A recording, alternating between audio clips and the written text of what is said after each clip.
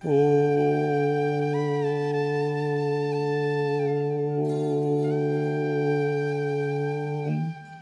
मन्नाथ श्री जगन्नाथ मद्गुरु श्री जगद्गुरु मदात्मा सर्वभूतात्मा तस्मै श्री गुरवे नमः। नीलाचल निवासाय नित्याय परमात्मने बलभद्र सुभद्राभ्यां जगन्नाथाय ते नमः। अखण्डमण्डलाकारं व्याप्तं येन चराचरं तत्पदं दर्शितं येन तस्मै श्री गुरवे नमः। गुरुब्रह्मा गुरुविष्णु गुरुदेव महेश्वर गुरु साक्षात् परम ब्रह्म तस्मै श्री गुरवे नमः। क्रियायोग परंपरार समस्त गुरुमानक मु प्रणाम करुछि। विश्वर प्रत्येक संप्रदायर गुरुमानक मु प्रणाम करुछि। उपस्थित भगवत स्वरूपगण सबुरी भितरे जगन्नाथ को उपलब्धि करी मु प्रणाम करुछि। आमे समस्ते एक दुई नुहे कि भिन्न नुहे। एक कथा शुणिले चिंता हब समस्ते आमे कौन एक ऑल आर वन समस्ते एक केमिति जदि ईश्वर एक बा भगवान एक परमात्मा परम ब्रह्म जदि एक समस्ते अनेक केमिति हेले। जोटी आपण को आखि पड़ुचे जड़े हो चेतन रे हो जोठी आखि पड़ुचे जहाँ को आपण देखुचंती सबु किछि सृष्टि से परमात्मा परम ब्रह्म को ठारू आउ कहा ठारू सृष्टि नुहे। यदि प्रत्येक वस्तु को प्रत्येक व्यक्ति को प्रत्येक प्राणी को जदि आपण समीक्षा करी चलिबे ताको एनालिसिस करिवे आर मूल उत्सटा कोठू केउठारो। एग्जाम्पल आपण फूलमालटी पिंधिचंदी जदि से फूलमाल को समीक्षा करी देखिबे सबु किछि सृष्टि से परमात्मा परम ब्रह्म ठारो। आपण देखिबे जहाँ किछि आपण देखुचंती भौतिक जगत रे जहाँ किछि देखुचंती बा आध्यात्मिक जगत रे जहाँ किछि देखुचंती सबुर सृष्टि सबुर मूल उत्स होउछि परमात्मा परम ब्रह्म ठारो। सबुरी भितरे गोटे देवता गोटे ठाकुर स्थित। उपनिषद रे लेखा अछि एक देवः सर्वभूतेषु गूढ़। गीतारे लेखा अछि ईश्वरः सर्वभूतानां। भागवत रे लेखा अछि सकल देहे नारायण बसंती अनादि कारण। जोठी आपण पढ़ंतु समस्तंकर सृष्टि से परमात्मा परम ब्रह्म ठारू समस्तंकर दिने दिने मिलन हो जीव से परमात्मा परम ब्रह्म ठारे। तेणु आमे जन्म ग्रहण करचे पृथ्वी पृष्ठरे जिते जीवजंतु अच्छी प्राणी जगत अच्छी सबुर भितरे मनुष्य होची सर्वश्रेष्ठ प्राणी। मनुष्य ठारू आउ सर्वश्रेष्ठ प्राणी ए धरापृष्ठरे आउ केही नाहांती। तेणु मनुष्य को भगवान गोटे स्वतंत्र क्षमता दे स्वतंत्र ज्ञान दे स्वतंत्र बुद्धि और विवेक दे कौन करचंती ना जन्म देइचंती। काहेकि ना ता सृष्टिटा को सरस सुंदर आनंद आ प्रेममय करिया पाए।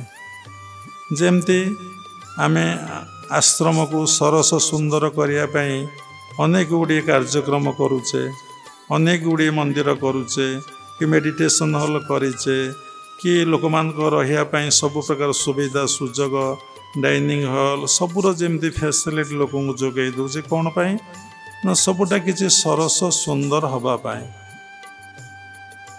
ସେଇଭଳି ଭଗବାନ ତାଙ୍କ ସୃଷ୍ଟିକୁ ସରସ ସୁନ୍ଦର ଆନନ୍ଦ ପ୍ରେମମୟ କରିବା ପାଇଁ ବିଭିନ୍ନ ଫର୍ମରେ ସେ ବିଭିନ୍ନ ପ୍ରକାର କ'ଣ କରନ୍ତି, ଜ୍ଞାନଟା ଦେଇଥାନ୍ତି।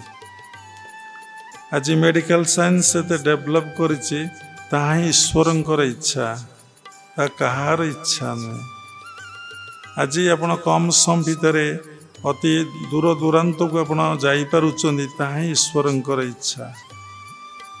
ଆପଣ ଆଜି ଗୋଟିଏ ଜାଗାରେ ବସି ହଜାର ହଜାର କିଲୋମିଟର ଦୂରରେ କିଏ ଅଛନ୍ତି, ତାଙ୍କୁ ଆପଣ ଦେଖିପାରୁଛନ୍ତି, ତାଙ୍କ ସହିତ କଥା ହେଇପାରୁଛନ୍ତି, ତାହା ହିଁ ଈଶ୍ୱରଙ୍କର ଇଚ୍ଛା। ଆପଣ ଶରୀର ଭିତରେ କେଉଁଠି କ'ଣ ଗୋଟେ ଘଟଣା ଘଟିଯାଇଛି, ଘାଟି ହେଇଛି, କି କ'ଣଟେ ଟ୍ୟୁମରଟେ ହେଇଛି, କି କ'ଣ ଅସୁବିଧା ହେଇଛି, ତା ଯେଉଁ ଯନ୍ତ୍ର ମାଧ୍ୟମରେ ଆପଣ ଜାଣିପାରୁଛନ୍ତି, ତାହା ହିଁ ଈଶ୍ୱରଙ୍କର ଇଚ୍ଛା। ସେ ତାଙ୍କ ସୃଷ୍ଟିକୁ ପରିପ୍ରକାଶ କରିଛନ୍ତି ବିଭିନ୍ନ ମାଧ୍ୟମ ଦେଇ। ତେଣୁ ଆମେ ସମସ୍ତେ ଗୋଟିଏ କଥା ସବୁବେଳେ ମନେ ପକାଇବା ଉଚିତ ଆଉ ସ୍ମରଣ କରିବାଟା ଉଚିତ। ମୁଁ ଜନ୍ମଗ୍ରହଣ କରିଛି କେବଳ ଭଗବତ ଦର୍ଶନ ଆଉ ଭଗବତ ଉପଲବ୍ଧି ପାଇଁ। ସବୁବେଳେ ମନେ ରଖିବେ, we are born for self realization। ଭାଗବତରେ ଲେଖା ଅଛି, ମନୁଷ୍ୟ ଜନ୍ମର ଲାଭ ଯେବେ ଗୋବିନ୍ଦେ କରେ ଭାବ। ଏଇ କଥାଟାକୁ ଯଦି ଆପଣ ବାରମ୍ବାର ସ୍ମରଣ କରିବେ, ବାରମ୍ବାର ଆପଣ ଭାବିବେ, ବାରମ୍ବାର ଚିନ୍ତା କରିବେ, ମୁଁ କେବଳ ଧରାପୃଷ୍ଠକୁ ଆସିଛି କେବଳ ପରମାତ୍ମା ପରମବ୍ରହ୍ମକୁ ଦର୍ଶନ ଆଉ ଉପଲବ୍ଧି କରିବା ପାଇଁ, ଆଉ କେଉଁଥିପାଇଁ ମୁଁ ଆସିନାହିଁ। ତେଣୁ ମନରେ ଚିନ୍ତା ଆସିବ, ତାହେଲେ ମୁଁ କ'ଣ ଆଉ କିଛି କରିବାକୁ ଆସିନାହିଁ? ବାସ୍ତବରେ ବିଚାର କରି ଦେଖନ୍ତୁ, ସମୀକ୍ଷା କରି ଦେଖନ୍ତୁ, କିଛି କରିବା ପାଇଁ ଆମେ ଆସିନେ। ଏଇ ୱାର୍କଟି ନ ହେବା ପର୍ଯ୍ୟନ୍ତ ଆମ କର୍ମ ନେଇ, ଆମର ସଂସ୍କାର ନେଇ ଆମକୁ ଜନ୍ମଗ୍ରହଣ କରିବାକୁ ପଡ଼ିବ। ଆମେ ଯେଉଁ କର୍ମ କରି କରି ଆସିଛେ କେବେଠାରୁ, ନା ପରମାତ୍ମା ପରମବ୍ରହ୍ମ ଠାରୁ ଆମେ ଯେବେ ସୃଷ୍ଟି ହେଇଛେ, ସେବେଠାରୁ ଯେଉଁ କର୍ମ କରି କରିକା ଆସିଛେ, ସେ ସମସ୍ତ କର୍ମର ଫଳ ଆମର ମିଡ୍ ବ୍ରେନ୍ ଭିତରେ ସଞ୍ଚିତ ହୋଇ ଅଛି। ସେ କର୍ମର ଫଳକୁ ଆମେ କ'ଣ କରୁଛେ, ନା ଭୋଗ କରୁଛେ। କାହାକୁ କେତେବେଳେ କେଉଁ କର୍ମର ଫଳ ଭୋଗ ହେବ, ତାର କିଛି ଠିକ୍ ଆଉ ଠିକଣା ନାହିଁ। ଆପଣ ଯଦି ଶାସ୍ତ୍ର ଅଧ୍ୟୟନ କରି ଦେଖିବେ, ବାବା ତ ପ୍ରାୟ ସବୁ କଥା କହିଛନ୍ତି। ଆଜି କିଛି କଥା କହିବେ। ଦେଖନ୍ତୁ, ଦ୍ରୌପଦୀ ଏତେ ବସ୍ତ୍ର ପାଇଲେ, ଭଗବାନ ଦେଲେ, ଆଉ ଜଣେ କ'ଣ ଡାକିଲେ ଭଗବାନ ଏତିକି ବସ୍ତ୍ର ଦେବେ? କେବେ ଦେବେ ନାହିଁ। ସେଇଟା ହେଉଛି ତାଙ୍କ କ'ଣ, ନା କର୍ମର ଫଳ। କେଉଁ ଜନ୍ମରେ ସେ ଭଗବାନଙ୍କୁ କ'ଣ ଦାନ କରିଛନ୍ତି, ତା ଲେଖା ଅଛି ଶାସ୍ତ୍ରରେ, ମହାଭାରତରେ। ସାମାନ୍ୟ ଟିକେ ଲୁଗା ଦାନ କରିଥିଲେ, କାନିଟିଏ ଚିରିକି ଭଗବାନଙ୍କ ହାତରେ ବାନ୍ଧି ଦେଇଥିଲେ, ଯାହାଫଳରେ ସେ ଏତେ ବସ୍ତ୍ର ପାଇଲେ। ଯାହାକୁ ଯାହା ମିଳିଛି, ଯାହା ମିଳୁଛି, ଯାହା ମିଳିବ, ସେ ସବୁ ନିଜର କର୍ମର ଫଳ। ଭାଗବତରେ ଲେଖା ଅଛି କ'ଣ, ନା ପୂର୍ବ ସଞ୍ଚିତ କର୍ମ ଫଳେ ଯାଚେ ମୁଁ ଦେଉଥାଏ ବଳେ। ପୂର୍ବ ଅର୍ଜିଲା କର୍ମ ନାହିଁ, ଏବେ ଲୋଡ଼ିଲେ ପାଇବ କାହିଁ। ସବୁକିଛି ଆପଣଙ୍କର ନିର୍ଭର କରୁଛି କର୍ମଯୋଗ ଉପରେ। ଯାହା ଆପଣ ଆଜି ପାଉଛନ୍ତି, ସବୁ ହିଁ ଆପଣ କର୍ମର ଫଳ। ଭାଗବତରେ ଗୋଟେ ଜାଗାରେ ଉଲ୍ଲେଖ ଅଛି, ଭୂତାତ କର୍ମପାଦେ ସେବ କର୍ମହୁ ନାହିଁ ଅନ୍ୟ ଦେବ। କର୍ମ କରିନ ଫଳ ପାଇ ପ୍ରାଣିତା ଅବଶ୍ୟ ଭୁଞ୍ଜଇ। ପୂର୍ବ ଅର୍ଜିଲା କର୍ମ ନାହିଁ, ଏବେ ଲୋଡ଼ିଲେ ପାଇବ କାହିଁ। ଦେଖନ୍ତୁ, ବହୁତ ଲୋକ ଭଲ ପାଠ ପଢ଼ିବା ପାଇଁ ଚାହାନ୍ତି, କିନ୍ତୁ ପଢ଼ିପାରନ୍ତି ନାହିଁ। କାହିଁକି? ନା ପ୍ରାରବ୍ଧ ସେତିକି ବଳବାନ ନଥାଏ। ପୂର୍ବଜନ୍ମର ସଂସ୍କାର ସେତିକି ବଳବାନ ନଥାଏ। ତାଙ୍କ ବ୍ରେନ୍ ଭିତରେ ମେମୋରି ପାୱାରଟା ସେତିକି ନଥାଏ, ଯାହାଫଳରେ ସେ ରିସିଭ୍ କରିପାରନ୍ତି ନାହିଁ, ତାକୁ ପରିପ୍ରକାଶ କରିପାରନ୍ତି ନାହିଁ, ସେତିକି ଶିକ୍ଷା ତାଙ୍କର ଭଲ ହୁଏ ନାହିଁ। ଗୋଟେ ଲୋକ ବହୁତ ଧନୀ ହେବାକୁ ଚାହୁଁଛି, ବହୁତ ପ୍ରଚେଷ୍ଟା କରୁଛି, ତାର ଜନ୍ମ ଜନ୍ମାନ୍ତରରେ ସେତିକି ସୁକର୍ମ ବା ପୁଣ୍ୟକର୍ମ ଡିପୋଜିଟ୍ ନଥିବାରୁ ସେ ଧନର ଅଧିକାରୀ କ'ଣ ହେଇପାରୁନାହିଁ। ଗୋଟିଏ ଲୋକ ଅଳ୍ପ ପରିଶ୍ରମରେ ବହୁତ ପଇସା ରୋଜଗାର କରିପାରୁଛି, ତାହା ହିଁ ପୂର୍ବାର୍ଜିତ କର୍ମର ଫଳ। ବାବା ଏବେ ପୂର୍ବରୁ କହିଲେ, ପୂର୍ବ ସଞ୍ଚିତ କର୍ମ ଫଳେ ଯାଚି ମୁଁ ଦେଉଥାଏ ବଳେ। ଗୋଟିଏ ପାସ୍ ଦେଇ ଦିଅନ୍ତୁ। ତେଣୁ ସବୁବେଳେ ଆପଣ ଜୀବଶ୍ରେଷ୍ଠ, ଆପଣ ଭିତରେ ବୁଦ୍ଧି ବିବେକ ଜ୍ଞାନ ଅଛି, ଆପଣ ସବୁବେଳେ କର୍ମ ପ୍ରତି ଭାରି ସଚେତନ ମାନେ ରହିବେ। ବି ଆୱାରନେସ୍ ଅଲୱେଜ୍, ସବୁବେଳେ କନସସ୍ ଭିତରେ ରହିବେ ସବୁ ସମୟରେ। କାରଣ ମଣିଷ ବ୍ୟତୀତ କୌଣସି ପ୍ରାଣୀ କନସସ୍ ଭିତରେ ରହିପାରିବ ନାହିଁ। ପ୍ରତ୍ୟେକ କର୍ମ ପାଇଁ ଗୋଟେ ଡେଷ୍ଟିନ୍ ଦରକାର, ପ୍ରତ୍ୟେକ କର୍ମ ପାଇଁ। କିନ୍ତୁ ଶାସ୍ତ୍ରରେ ଉଲ୍ଲେଖ ଅଛି, ଭଗବତ ଉପଲବ୍ଧି ଭଗବତ ଦର୍ଶନ ପାଇଁ କୌଣସି ଡେଷ୍ଟିନ୍ର ଆବଶ୍ୟକତା ନାହିଁ। ଆପଣ ଯଦି ସାଧନାରେ ବସିବେ, ଜପ କରନ୍ତୁ, ଧ୍ୟାନ କରନ୍ତୁ, ବସି ଜପ ଧ୍ୟାନ କରି କରି ଚାଲିବେ, ନିଶ୍ଚିନ୍ତ ଭାବରେ ଦିନ ଆସିବ ଆପଣଙ୍କର ଭଗବତ ଦର୍ଶନ, ଭଗବତ ଉପଲବ୍ଧି ନିଶ୍ଚିନ୍ତ ଭାବରେ ହିଁ ହେବ। ଯଦି ଚାହିଁବି ମୁଁ ପ୍ରାଇମ୍ ମିନିଷ୍ଟର ହେବି, କି ଭାରତର ପ୍ରେସିଡେଣ୍ଟ ହେବି, କି ସୁପ୍ରିମକୋର୍ଟର ଚିଫ୍ ଜଷ୍ଟିସ୍ ହେବି, ଯେତେ ପ୍ରୟାସ କରିବେ, ଗୋଟେ IAS ଅଫିସର ହେବି, ଗୋଟେ OAS ଅଫିସର ହେବି, ଯେତେ ପ୍ରଚେଷ୍ଟା କରିବେ, ଯେତେ ଉଦ୍ୟମ କରିବେ, ଆପଣ ଏ ପୋଷ୍ଟ କେବେ ପାଇପାରିବେ ନାହିଁ।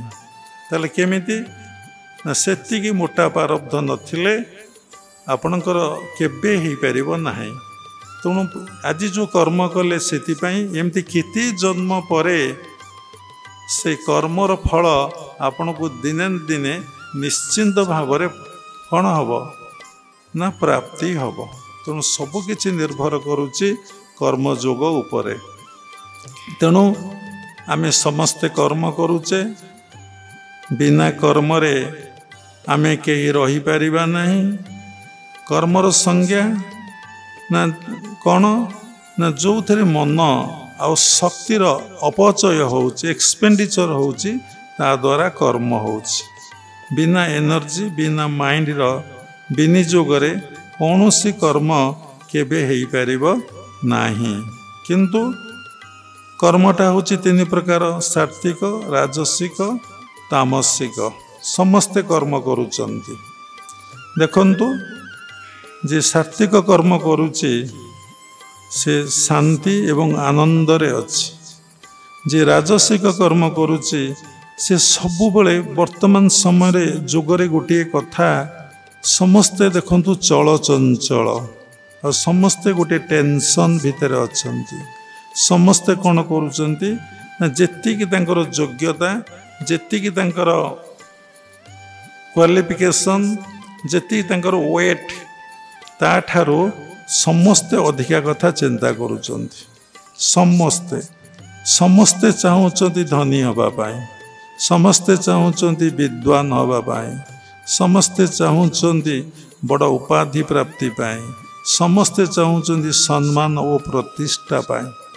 ଯାହାକୁ ଏସବୁ ଜିନିଷ ମିଳିଛି, ସମ୍ମାନ ମିଳିଛି, ପ୍ରତିଷ୍ଠା ମିଳିଛି, ଅର୍ଥ ମିଳିଛି, ଜ୍ଞାନ ମିଳିଛି, ଆଧ୍ୟାତ୍ମିକ ଜଗତର ସମ୍ପତ୍ତି, ଭୌତିକ ଜଗତର ସମ୍ପତ୍ତି ମିଳିଛି, ସେ କ'ଣ ଏମିତି ସାଧାରଣ ଭାବରେ ତାକୁ ମିଳିଯାଇଛି? ତାର ପଛପଟରେ ଆପଣ ଦେଖିଲେ କେତେ ସାଧନା ରହିଛି, କେତେ କଠୋର ତପସ୍ୟା ରହିଛି, ସେ କେତେ ପରିଶ୍ରମ କରିଛି। ନହେଲେ ପ୍ରାପ୍ତି ହେଲା କେମିତି? ଦେଖନ୍ତୁ, ବୁଦ୍ଧଦେବ ରାଜପୁତ୍ର जंगल बसी 12 वर्ष गछर बकल पिंधि तपस्या कले थरे से स्टेज को आपण जाइपारे निजर सुंदर स्त्री पुओ पितामाता राज्य बंधु बांधव सब समाज समस्त को त्याग करी से जंगल को आसी तपस्या करी पुणी तपस्या वर्षे 2 वर्ष 3 वर्ष नुहे दीर्घ 12 वर्ष धरी तपस्या कला परे तांको बुद्धत्व प्राप्ति होइछि। बुद्धत्व प्राप्ति टाक आम देखुचे तार पछपटक आम देखुचे कि से कौन करी आज तांको बुद्धत्व प्राप्ति होइछि से कथा कई समीक्षा करती ना। आज जने भल साधु होइचंदी आम साधु को देखुचे साधुर पछपटक आम देखुचे केते जन्म धरी से साधना करिचंदी केते कठोर तपस्या करिचंदी केते कठोर तपस्या करूचंती तांको जीवनटा को किभली भाव में भगवान को पाई उत्सर्गीकृत कर देइचंदी आमे कोन सेटा केबे देखि पारुचे। ध्रुव 7 वर्षर पिला भगवत दर्शन उपलब्धि है समस्त मुनि ऋषि माने ईर्षापरायण हेले तांको नारद देख माने कहले आपण माने आसंतु आज टिके आमे संध्या बेले परिक्रमा करि जिबा। परिक्रमा करू करू से देखिले गोटे नदी कूल गोटे अस्थिर पहाड़ से माने नारद को पचारे ये अस्थिर पहाड़ नारद तांको कहले देखंतु ये अस्थिर पहाड़ कहार। नारद कहले ये अस्थिर पहाड़ होची ध्रुवंकर। ध्रुव अनेक जन्म धरी तपस्या करी करी करी करी आउ 7 जन्म थिला 7 वर्ष थिला 7 जन्म बाबा कहले 7 वर्ष थिला भगवत दर्शन उपलब्धि करिबा पाए। समस्ते से प्रश्नर उत्तर पाइगले कहा मनरे ध्रुवंग प्रति मनरे आउ ईर्षा भाव ही आसला ना। तेणु कहिबार तात्पर्य गुरुकुल आश्रम मानकरे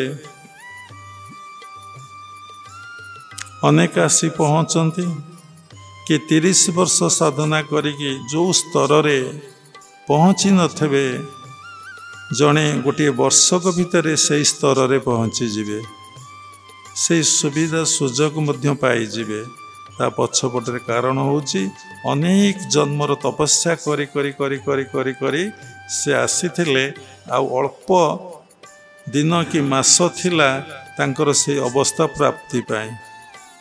देखंतु लाहिड़ी बाबा को जीवनी अनेक लोक दीक्षा नबाकू तांको पाखकू आसीचंती समस्त को से क्रिया जुगर दीक्षा दे नांती अनेक को कौन करिचंती ना फेरई देइचंती मना कर देइचंती अनेक को दीक्षा मध्य देइचंती। जने माँ आउ जने व्यक्ति पुरुष लाहिड़ी बाबा पाखू गले दीक्षा ग्रहण पाए। लाहिड़ी बाबा से माँ जन को दीक्षा देले से बाबा जन को फेरई देले। गुरुंग पाखरे अनेक शिष्य माने बसी थांती से माने कथार रहस्य को बुझी पारंती नहीं। गुरुदेव तो अंतर्जामी सब कथा किछि जानती तेणु से कहले ये माँ मो ठारू बहु जन्म धरी दीक्षा ग्रहण करी अभ्यास करी करी करी करी करी करी आसीछि तेणु मु तार गुरु सी मोर शिष्या तेणु ये एबे क्रियायोग दीक्षा नबाकू ये जन्म आसीचंती ये क्रियायोगर दीक्षा ग्रहण करी ये क्रियायोग केबे अभ्यास करिवे नाही। तेणु तांको सेति लगी दीक्षा देले नहीं। जदि आपण एमती समीक्षा करी देखी देखी चलिए आश्चर्य हेबे आमर पछपटरे आमर ये जो जन्मटा को आमे देखुचे आमे आहा पूर्वर जे लक्ष लक्ष थर कोटि कोटि थर जन्म ये धरा पृष्ठ को आसीचे एवं जन्म जदि यही जन्म आमर शेष नहला यात्रा पुणी आगामी लक्ष लक्ष वर्ष हजार हजार वर्ष कोटि कोटि वर्ष आमे पुणी आसीबा जिबा आसीबा जिबा आसीबा जिबा एमती चक्रवर्ती आकार रे आमर जन्म मृत्यु जन्म मृत्यु जन्म मृत्यु चली थबो। तार परिसमाप्ति केबे हबो ଜଣେ ସାଧକ କହିଦେଇ ପାରିବ। କେତେବେଳେ ନା ଯେତେବେଳେ ସେ ଆଉ କିଛି ଚାହିଁବ ନାହିଁ, କୌଣସି ଜିନିଷ ଚାହିଁବ ନାହିଁ, କିଛି ବି ଚାହିଁବ ନାହିଁ, କେବଳ ପରମାତ୍ମା ପରମ ବ୍ରହ୍ମକୁ ସେ ହିଁ ଚାହିଁବ, ଆଉ କିଛି ବି ଚାହିଁବ ନାହିଁ। ସେତିବେଳେ ତାର ଭଗବତ ଦର୍ଶନ, ଭଗବତ ଉପଲବ୍ଧି ହେବ, ଆଉ ତାର ନିର୍ବାଣ ପ୍ରାପ୍ତି ହେବ। ସେ ଆଉ କେବେ ଧରା ପୃଷ୍ଠକୁ ଆଉ ଆସିବ ନାହିଁ କି ଯିବ ନାହିଁ। ମନରେ ପ୍ରଶ୍ନ ଉଠୁଥିବ, ଏ ପୃଥ୍ୱୀ ପୃଷ୍ଠକୁ ଆସିଲେ କ'ଣ ଅସୁବିଧା? ଦେଖନ୍ତୁ, ଯେଉଁମାନେ ଯୋଗ ଅଭ୍ୟାସ କରୁଛନ୍ତି, ଯେଉଁମାନେ କଠୋର ସାଧନା କରୁଛନ୍ତି, ଯେଉଁମାନେ ପରମାତ୍ମା ପରମ ବ୍ରହ୍ମକୁ ପ୍ରାପ୍ତି କରିବାକୁ ଚାହୁଁଛନ୍ତି, ସେମାନେ କେବେ ଆଉ ଏ ଧରା ପୃଷ୍ଠକୁ ଆସିବାକୁ ଚାହାନ୍ତି ନାହିଁ। ନିଜେ ସମୀକ୍ଷା କରି ଦେଖିବେ, ଦୁଇଟା ଶ୍ରେଷ୍ଠ ଅବତାର, ଗୋଟେ କୃଷ୍ଣ ଅବତାର, ଗୋଟେ ରାମ ଅବତାର। କୃଷ୍ଣଙ୍କ ଅବତାରରେ କୃଷ୍ଣ ଜନ୍ମ ହେବା ପୂର୍ବରୁ ତାଙ୍କ ପିତାମାତାଙ୍କୁ କେତେ ଦୁଃଖ, କଷ୍ଟ, ଯନ୍ତ୍ରଣା ହିଁ ଭୋଗ କରିବାକୁ ପଡ଼ିଛି। ଭଗବାନ ଜନ୍ମ ହେଲା ପରେ ଭଗବାନଙ୍କର ପୃଥ୍ୱୀ ପୃଷ୍ଠରୁ ବିଦାୟ ନେବା ପର୍ଯ୍ୟନ୍ତ କେତେ ଦୁଃଖ, ଯନ୍ତ୍ରଣା, କଷ୍ଟ ହିଁ ଭୋଗ କରିବାକୁ ପଡ଼ିଛି। କାହା ପାଇଁ? କାହା ପାଇଁ ଭଗବାନ ଅବତାର ହୁଅନ୍ତି? କେବଳ ତାଙ୍କର ଭକ୍ତଙ୍କ ପାଇଁ। ପରିତ୍ରାଣାୟ ସାଧୂନାଂ ବିନାଶାୟ ଚ ଦୁଷ୍କୃତାଂ ଧର୍ମ ସଂସ୍ଥାପନା ଥାୟୋ ସମ୍ଭବାମି ଯୁଗେ ଯୁଗେ।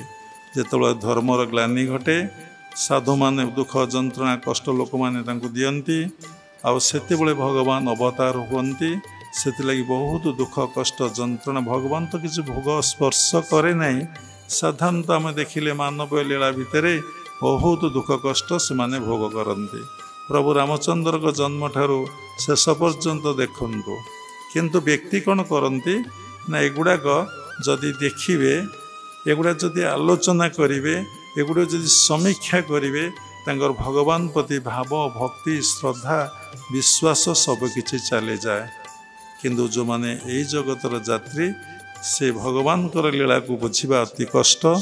ଭାଗବତରେ ଲେଖା ଅଛି, ଲୀଳା ବିଦ୍ୟୁତ କଳେବର ଦେବ ମାନବେ ଅଗୋଚର ମାୟା ସଂସାର ଯାର ଲୀଳା ଜାନାମ ଭବ ଜଳେ ଭେଳା।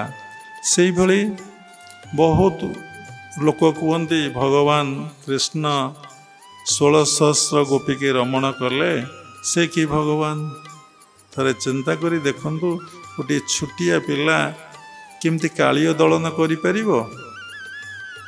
ଗୋଟେ ଛୋଟ ପିଲା ସେ କେବେ ଗୋଟେ ଆଙ୍ଗୁଠିରେ ଗୋଟେ ଗିରିରାଜକୁ ଟେକି ଧାରଣ କରିପାରିବ? ଗୋଟିଏ ଛୋଟିଆ ପିଲା ସେ ଏତେ ସହସ୍ର ଗୋପୀଙ୍କ ସହିତ କେବେ ରମଣ କରିପାରିବ? ଗୋଟିଏ ଛୋଟିଆ ପିଲା କେତେ ରାକ୍ଷସୁଣୀମାନଙ୍କୁ କେବେ ବିନାଶ କରିପାରିବ? ଏହା କ'ଣ କେବେ ସମ୍ଭବପର? କହିଲେ ବହୁତ ସମୟ ଯିବ, ଆମେ ଅନେକ କଥା କହିବା। ସେଭଳି ରାମଚନ୍ଦ୍ରଙ୍କ ଜୀବନୀକି ଦେଖନ୍ତୁ, ତାକୁ ଯଦି ସମୀକ୍ଷା କରାଯିବ, ଲୋକଙ୍କ ଭିତରେ ଶ୍ରଦ୍ଧା, ବିଶ୍ୱାସ, ଭକ୍ତିଭାବଟି ଚାଲିଯିବ। ସେଇଭଳି ଯଦି ଗୁରୁଙ୍କ ଜୀବନକୁ ସମୀକ୍ଷା କରି ଆପଣ ଦେଖିବେ, ଯଦି ଏଇଗୁଡ଼ାକ ଆପଣ ଦେଖିବେ, ତାହେଲେ ଆପଣଙ୍କ ଗୁରୁଙ୍କ ପ୍ରତି ଶ୍ରଦ୍ଧା, ଗୁରୁଙ୍କ ପ୍ରତି ବିଶ୍ୱାସ, ଗୁରୁଙ୍କ ପ୍ରତି ଭକ୍ତିଭାବ ଆପଣଙ୍କର ଚାଲିଯିବ। ଦେଖନ୍ତୁ, ଯେତେ ଆପଣ ସାଧନା କରନ୍ତୁ, ନିଶ୍ଚିନ୍ତ ଭାବରେ ପ୍ରାରବ୍ଧ ଭୋଗ କରିବାକୁ ପଡ଼େ। ବାବା କୋଟ ଏପିସୋଡ଼ରେ କହିଛନ୍ତି, ପ୍ରାରବ୍ଧକୁ ମଧ୍ୟ ଖଣ୍ଡନ କରିଦିଆଯାଇପାରେ। ଯେ ନିଜକୁ ଗୁରୁଙ୍କ ନିକଟରେ ପୂର୍ଣ୍ଣ ସମର୍ପଣ କରିଦେବ, ସରେଣ୍ଡର, ଫୁଲ୍ ସରେଣ୍ଡର କରିଦେଇପାରିବ, ନିଶ୍ଚିନ୍ତ ଭାବରେ ତାର ପ୍ରାରବ୍ଧ ଖଣ୍ଡନ ହେଇଯିବ। କିନ୍ତୁ ପୂର୍ଣ୍ଣ ସମର୍ପଣ କରିବା ଏତେ ସାଧାରଣ ଆଉ ସହଜ କଥା ନୁହେଁ। ଯିଏ କରିଦେଇ ପାରନ୍ତି, ସେ ଦିନେ ଗୁରୁରେ ପରିଣତ ହୁଅନ୍ତି। ସେ ଶିଷ୍ୟ ହେଇକି ଆଉ ରହନ୍ତି ନାହିଁ, ସେ ଗୁରୁରେ ପରିଣତ ହେଇଯାଆନ୍ତି। କାରଣ ନିଜସ୍ୱ ଇଚ୍ଛା ଆଉ କିଛି ନଥାଏ। ବାବା କଥା ପ୍ରସଙ୍ଗରେ କହିଥିଲେ, ସେଇ କୀର୍ତ୍ତଦାସଙ୍କ କଥା, ଯୋଗାନନ୍ଦଙ୍କ କଥା, ଆଉ ଗୋପୀମାନଙ୍କର କଥା। ତମ ନାଁ କ'ଣ?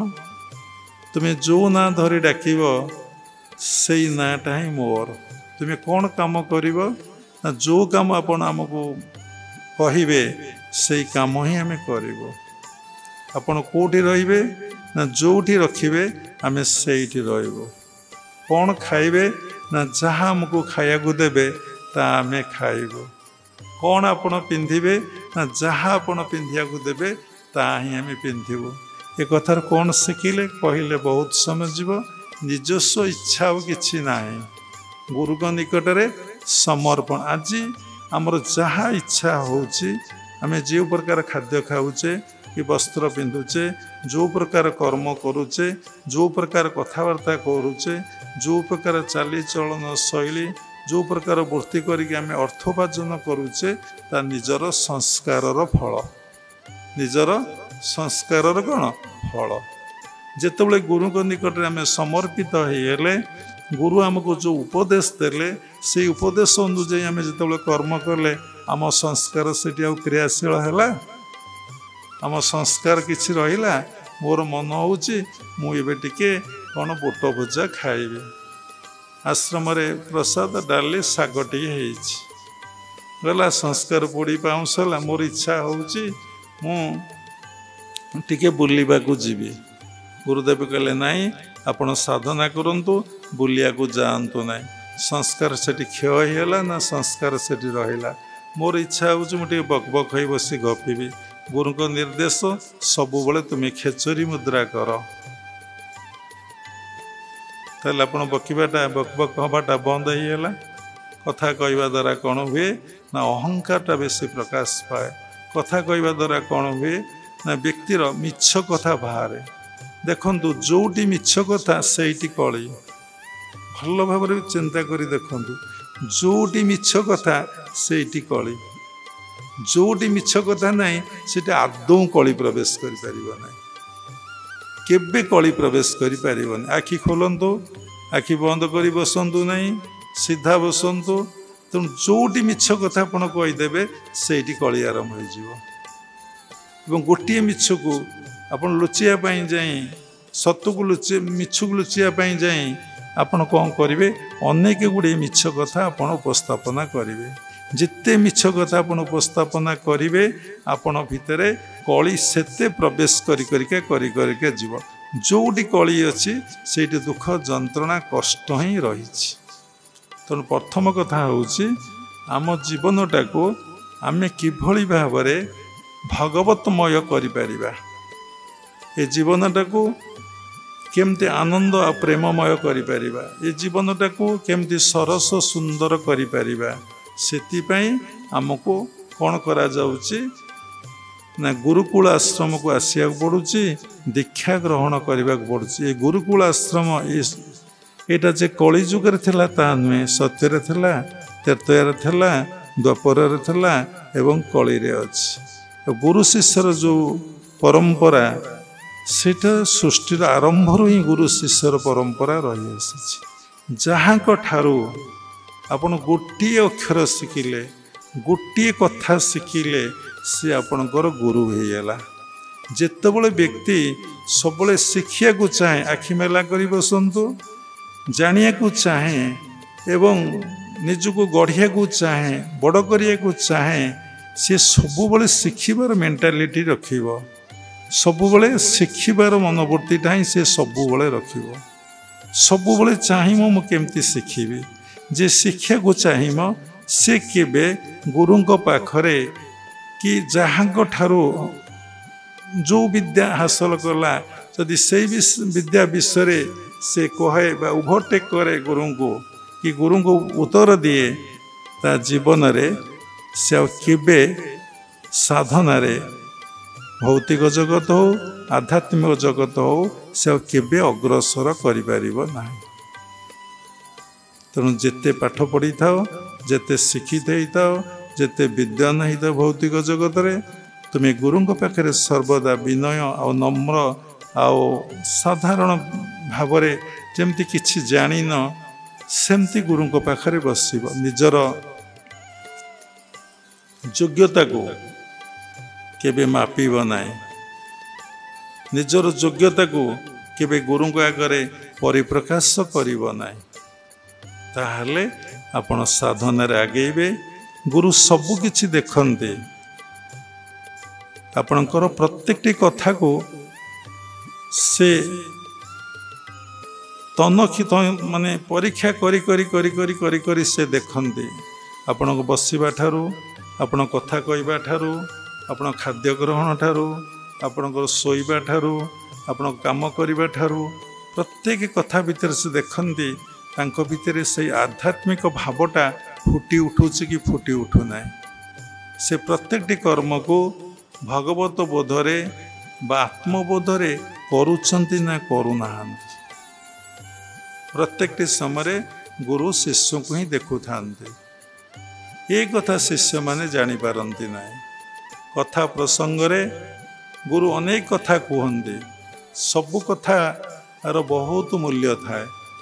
प्रति कथा को जब जन शिष्य परवर्ती अवस्था समीक्षा करी देखिबो से आश्चर्य हब, मो गुरुदेव मत एते सुंदर कथा कहूले, कौन पाई कहूले, कहीं कहूले, ये कहबार उद्देश्य कौन थिला। तांकर उद्देश्य थिला केवल सत्य रे प्रतिष्ठा करिया पाई। जो मूल उत्सरु आसीचंती से मूल उत्स को चली जीवा पाई से मते कथा प्रसंग रे अनेक कथा उपस्थापना करुथले। लाहिड़ी बाबांकर कनिष्ठ शिष्य होचंती जुक्तेश्वर गिरी भूपेन्द्रनाथ सानेल। जुक्तेश्वर गिरी कलिकता रोते, लाहिड़ी बाबा बनारस रे रोते, वाराणसी रे रोते। जहाँ वाराणसी से बनारस कह जाए। बनारस हूँ गोटे शैव क्षेत्र, सेठी शिव पार्वती लीला क्षेत्र। एवं बनारस रे वाराणसी रे बहुत विद्वान पंडित साधु सन्त माने गंगा कूल तपस्यारत। तेणु वाराणसी को श्रेष्ठ स्थान भावी साधनार क्षेत्र भावी लाहिड़ी बाबा कलिकतारू बनारस चली जाइथिले। जुक्तेश्वर गिरी तांकटू दीक्षा ग्रहण कला परे प्रत्येक 2 मास 3 मास गुरुदेव को दर्शन करने बनारस जाऊले। जितेबले जाती मासे कि 15 दिन गुरुकुल आश्रम रुहंती एवं अनेक राति से गुरुदेव पाखरे बसुले। एवं यही भगवत प्रसंग आलोचना करू करू लाहिड़ी बाबा प्राय गीता पर आलोचना करुले। अनेक कथा पर पातंजल योगसूत्र पर आलोचना करुले। साधनार कौशल गुड़िक बतई दौले एवं अनेक दिन राति पाही जाए। केबे गुरु आ शिष्य शुअंती ना। ब्रह्म मुहूर्त हेले लाहिड़ी बाबा कहती चलतु गंगा को जीवा, स्नान करी आसी पुणी ध्यान रे बसिबा। मन मोर प्रश्न उठे, जदि निर्विकल्प समाधिस्थ परे मनर शून्य अवस्था परे थॉटलेसनेस स्टेज हेला परे जितले खंडात्मा अखंडात्मा सहित मिलन हो जाए, सेति बेले साधकर कौन थाए जे हेगला परे कौन थाए जे से तार महाप्रयाण दिवस पर्यंत घंटा घंटा सी पुणी साधना रे बसे। कौन पाई बसे? किसी साधक साधिका भावती हाँ आम बहुत ध्यान करदेलु, आमर ध्यान हो जाइए, आम किसी ज्ञानर अधिकारी किसी नहीं ज्ञानर अधिकारी होइछु, किसी सिद्धि आ विभूतिर अधिकारी होइछु, आमर आउ गोटे कौन साधना? स्कूल करिबा, कॉलेज करिबा, मेडिकल करिबा, आउ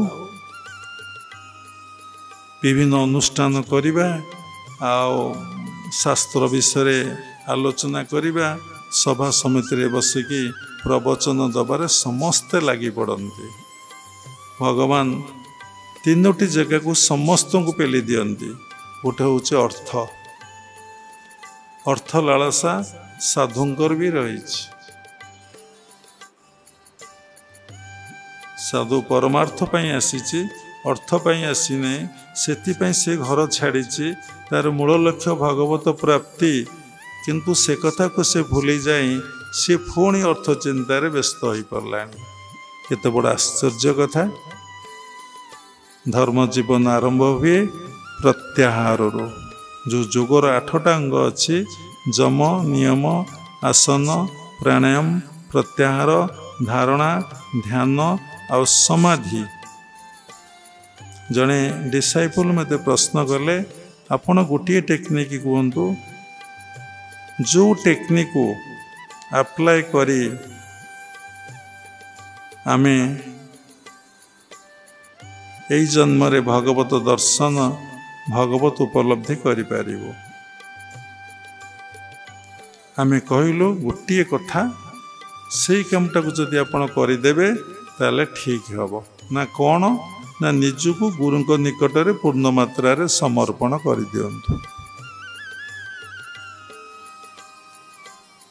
सरला कौन आउ कौन हम कहीं मनुष्य समर्पण करि पारु नहीं ना तार अहंकार रोचे ता अहंकार टाको से दबा को केबे इच्छा करू ना। तेणु से समर्पित हो पारुने कहार अधीन रहिबो तार संस्कार जे क्षय हो आ नूतन संस्कार जे सृष्टि हब नहीं। संस्कार क्षय होले से आनंद प्रेम आ शून्य महाशून्यर अधिकारी हब तार विषय नॉलेज ना। सी चाहूँची मो स्वाधीनता स्वाधीनता न उच्छृंखलित। परमहंस जोगानंद कहिले जदि नवीन साधक साधिका एकुटिया रही साधना करिवे तांकर पतन हो जीवो तांकर पतन हो जीवो। मनुष्य भितरे को जन्म जन्मांतर संस्कार अच्छी से आपण केतबेले कोठी उठेइबो कोठी कचाड़िबो सुजोग देखिले तार ठीक आ ठिकणा नाही। जदि गोटे मास भितर से रहिबो गोटे हॉल भितर रहिबो हॉल भितर समस्ते विश्राम करिवे सेपरेट रूम दबा पाई आश्रम रे गुरु माने मना कर देइचंदी। समस्त ब्रह्मचारी गण साधक साधिका गोटे गोटे हॉल रहिबे गोटे हॉल रे नले छोट छोट रूम हम से रूम रे 5 जन 7 जन 3 जन 2 जन ही रहिबे। कारण एकांत रे रहिले एकुटिया रहिले प्रकृति गण तुम जो जन्म जन्मांतर संस्कार उपद्रव केतबेले कुआड़ तुमको पतन करईदेव तार ठीक आ ठिकणा ना।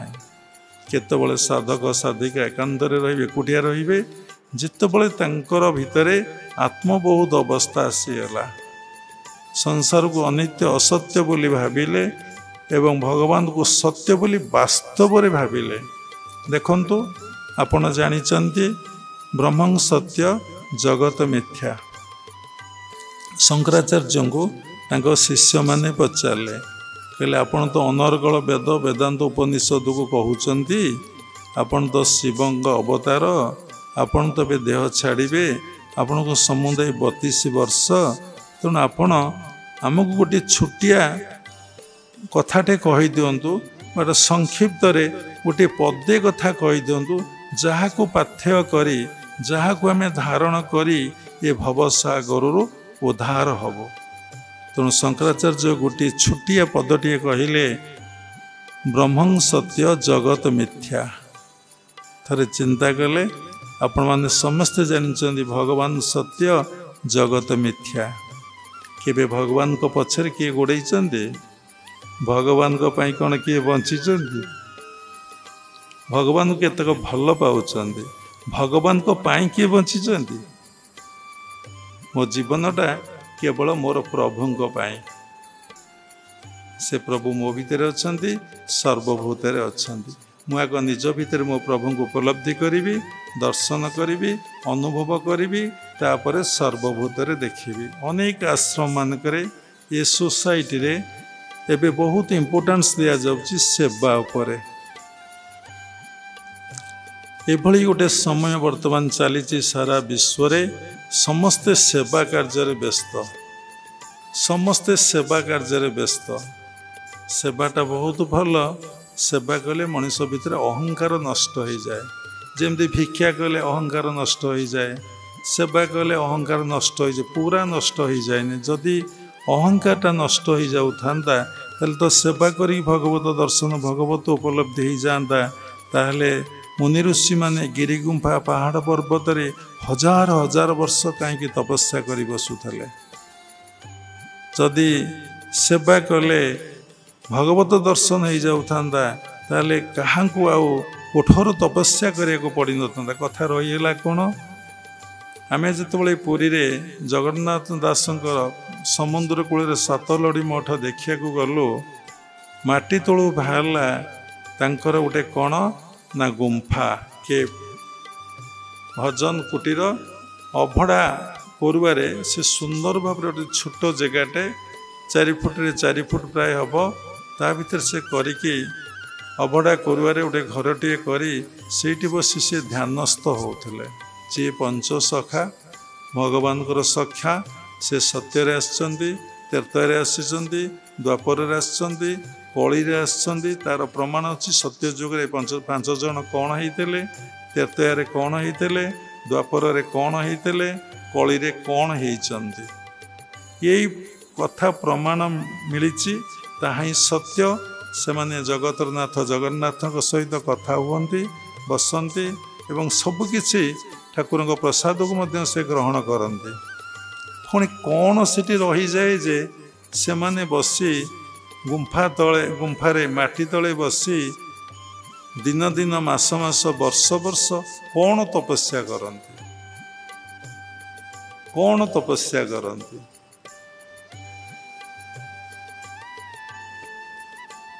थरे भाविले आपण देखु ये जन्म रे आपण को क्या 30 वर्ष क्या 40 वर्ष क्या 50 वर्ष क्या 60 वर्ष क्या 65 वर्ष है देखु यही दिन गड़ी गड़ी चली आम जीवन सरी सरी चली केतबेले आमर डेथ हो तार ठीक आउ ठिकना किसी ना पुणी सेमती स्वाभाविक डेथ हेनी कार ब्रेन रे ट्यूमर हो जाऊँ कार ब्लड कट हो जाऊँ कार हार्ट अटैक हो जाऊँ कार स्पीच सेंटर नष्ट हो जाऊँ कथा कही पारे बोका हाई अनई किए अंध होगी अच्छी किए बॉडी पैरालाइज हो जाऊँ गोटे हाथ गोटे गोड़ सेम से पड़ रही कि दुख कि कष्ट कि जंत्रणा रे ये संसार परिपूर्ण होकर रही पुणी देखा गले ये संसार की सुख कि शांति कि आनंद भी परिपूर्ण होकर रही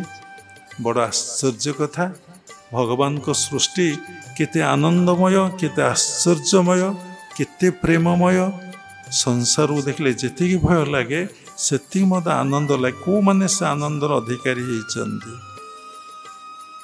कौ माने से प्रेमर अधिकारी होती देखंतु ये संसार जेते वस्तु आपण देखुचंती जेते जहा देखुचंती ये सब आपणकर नुहे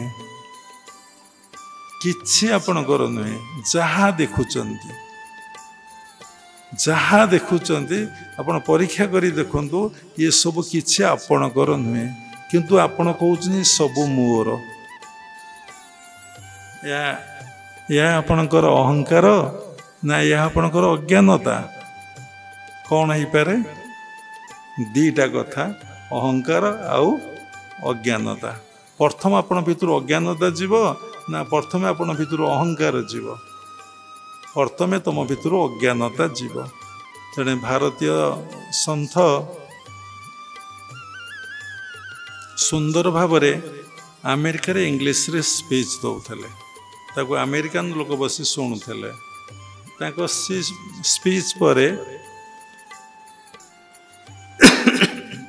से भारतीय संत को पचारे आपन तो ये सुंदर कथा उपस्थापन करें ताले भारतीय लोक माने एते दुर्नीतिग्रस्त केमिति एते भूल काम करती केमिति एते ठाकुर पूजा करी एते हरिनाम संकीर्तन करी एते मंदिर जाए एते करप्शन करती केमिति एवं क्षीर रे से माने पानी मिसाती पानी तो नुहति कौन मिसाती आम जानिनु विभिन्न प्रकार पाउडर केमिकल मिसाती घी ऑलवेज घी रे से माने पुणी मिसाती पुणी तो साधारण कथा से माने इंजेक्शन रे औषध रे मेडिसिन पदे कथा कहले मेडिसिन रे से भेजाल करती या कौन से पचारे भारतीय संत जन कहले या हूँ भारत मानकर अज्ञानता ତାଙ୍କର ଜ୍ଞାନ ଆସି ନାହିଁ। ତାଙ୍କର ଯଦି ଜ୍ଞାନ ଆସିଥାନ୍ତା ନିଶ୍ଚିନ୍ତ ଭାବରେ ସେ କ'ଣ କରିଥାନ୍ତେ ନା ଏ ଭୁଲ କେତେବେଳେ କରନ୍ତି ନାହିଁ। ଦେଖନ୍ତୁ ଆମ ଭିତରେ ଜ୍ଞାନ ନ ଆସିବାରୁ ଆମେ ପ୍ରତ୍ୟେକଟି ସମୟରେ କ'ଣ କରୁଛେ ନା ଭୁଲ କରି ବସିଛେ। ଯେତେବେଳେ ଆପଣଙ୍କ ଭିତରେ ଜ୍ଞାନ ଆସିବ ଆପଣ କେତେବେଳେ ଆଦୌ ଆଉ ଭୁଲ କରିବେ ନାହିଁ। ତେଣୁ ଜ୍ଞାନ କେମିତି ଆସିବ? କି ଜ୍ଞାନ? ନା ଆପଣ ଭିତରେ ଆତ୍ମଜ୍ଞାନ ଆସିଲେ ଆପଣ ଭୁଲ କରି ବସିବେ ନାହିଁ। ଭାଗବତରେ ଲେଖା ଅଛି, ଯେବେ ମନୁଷ୍ୟ ଦେହ ପାଇ ଆତ୍ମାର ଗତି ନ ଜାଣଇ ବିଷୟ ସଙ୍ଗେ ଯାର ଆସ ସେ ଦେହେ ପ୍ରୟୋଜନ କିସ। ଯଦି ତୁମ ଭିତରେ ଆତ୍ମଜ୍ଞାନ ନ ହେଲା, ସେଲ୍ଫ ରିଏଲାଇଜେସନ୍ ନଲେଜ ତମ ଭିତରେ ନ ହେଲା, ତେବେ ମନୁଷ୍ୟ ହେଇକି ବଞ୍ଚି ରହିବାର କୌଣସି ଆବଶ୍ୟକତା ନାହିଁ। ସେଭଳିଆ ଜୀବନରେ କି ଲାଭ ବୋଲି ଭଗବାନ ନିଜେ କହୁଛନ୍ତି। ତେଣୁ ସାଧନାର ଅନ୍ତ ନାହିଁ। ବାବା ବହୁତ ଥର କହିଛନ୍ତି, ଅଧ୍ୟୟନର ଅନ୍ତ ନାହିଁ, ଦାନର ଅନ୍ତ ନାହିଁ। ଜଣେ ଡିସାଇପଲ ଆଶ୍ରମରେ ସେ ଆମର ଅତି କ୍ଲୋଜ୍ ଥିଲେ। ଆମେ ଚଲାପଥରେ ଚାଲୁଛୁ, ଆମର ଲକ୍ଷ୍ୟ ଆମେ ମୂଳାଧାରରୁ ବାହାରି ସହସ୍ରାରେ ପହଞ୍ଚି ପୁଣି ସହସ୍ରାକୁ ଅତିକ୍ରମ କରି ଆମେ ମହାଶୂନ୍ୟକୁ ଚାଲିଯିବୁ। ଆପଣ ଭାବିବେ ବାବା ଗୋଟେ ନୂଆ କଥା କହିଲେ। ଏବେ ଯେମିତି ପ୍ରଜ୍ଞା ମା କହିଲେ ଆମେ ସହସ୍ରାରେ ପହଞ୍ଚିବୁ, ସେ ଆଉ ତାପରେ ପାଠ ଜାଣିନାହାନ୍ତି, ସହସ୍ରାଟା ବି କେଉଁଠି ଜାଣିନାହାନ୍ତି। ଅବଶ୍ୟ ସାଇନ୍ସ ଷ୍ଟୁଡେଣ୍ଟ, କିନ୍ତୁ ତାଙ୍କର ଆତ୍ମଜ୍ଞାନ ଡିଭାଇନ୍ ନଲେଜ ଆଦୌ ନାହିଁ। ସେ ବି ଦୀକ୍ଷା ନେଇଛନ୍ତି ବର୍ଷେ ପାଖାପାଖି ହେବ, ଫେବୃଆରୀ ମାସକୁ ପ୍ରାୟ। ଯଦି ସେ ଗୁରୁଙ୍କର ସାନ୍ନିଧ୍ୟ ଲାଭ କରନ୍ତି, ଗୁରୁଙ୍କ ପାଖରେ ରହି ପାଠ ପଢ଼ନ୍ତି, ନିଶ୍ଚିନ୍ତ ଭାବରେ ବାବା ପୂର୍ବରୁ କହିଲେ ଏଥିପାଇଁ ଡେଷ୍ଟିନି ନାହିଁ, ସେ ହେଇଯିବେ। ଲାଇଟ୍ ବାବା ଯାହା କହୁଥିଲେ, ବନତ ବନ ଯାଇ, ଯାହାକୁ ଆମ ଇଂଲିଶରେ କୁହାଯାଏ practice practice practice practice makes man perfect. କଥା ରହିଗଲା। କ'ଣ ରହିଗଲା ନା ଯୁକ୍ତେଶ୍ୱର ଗିରି ଅନେକ ରାତି ଏମିତି ଗୁରୁଦେବଙ୍କ ପାଖରେ କାଟନ୍ତି ଏବଂ ରାତି ପାହିଯାଏ। ଯଦି 2 ରାତି 3 ରାତି ଆମ ପାଖରେ ଆପଣମାନେ କାଟିବେ, ଆମ ରୁମକୁ ତ ଆଉ ଯିବେ?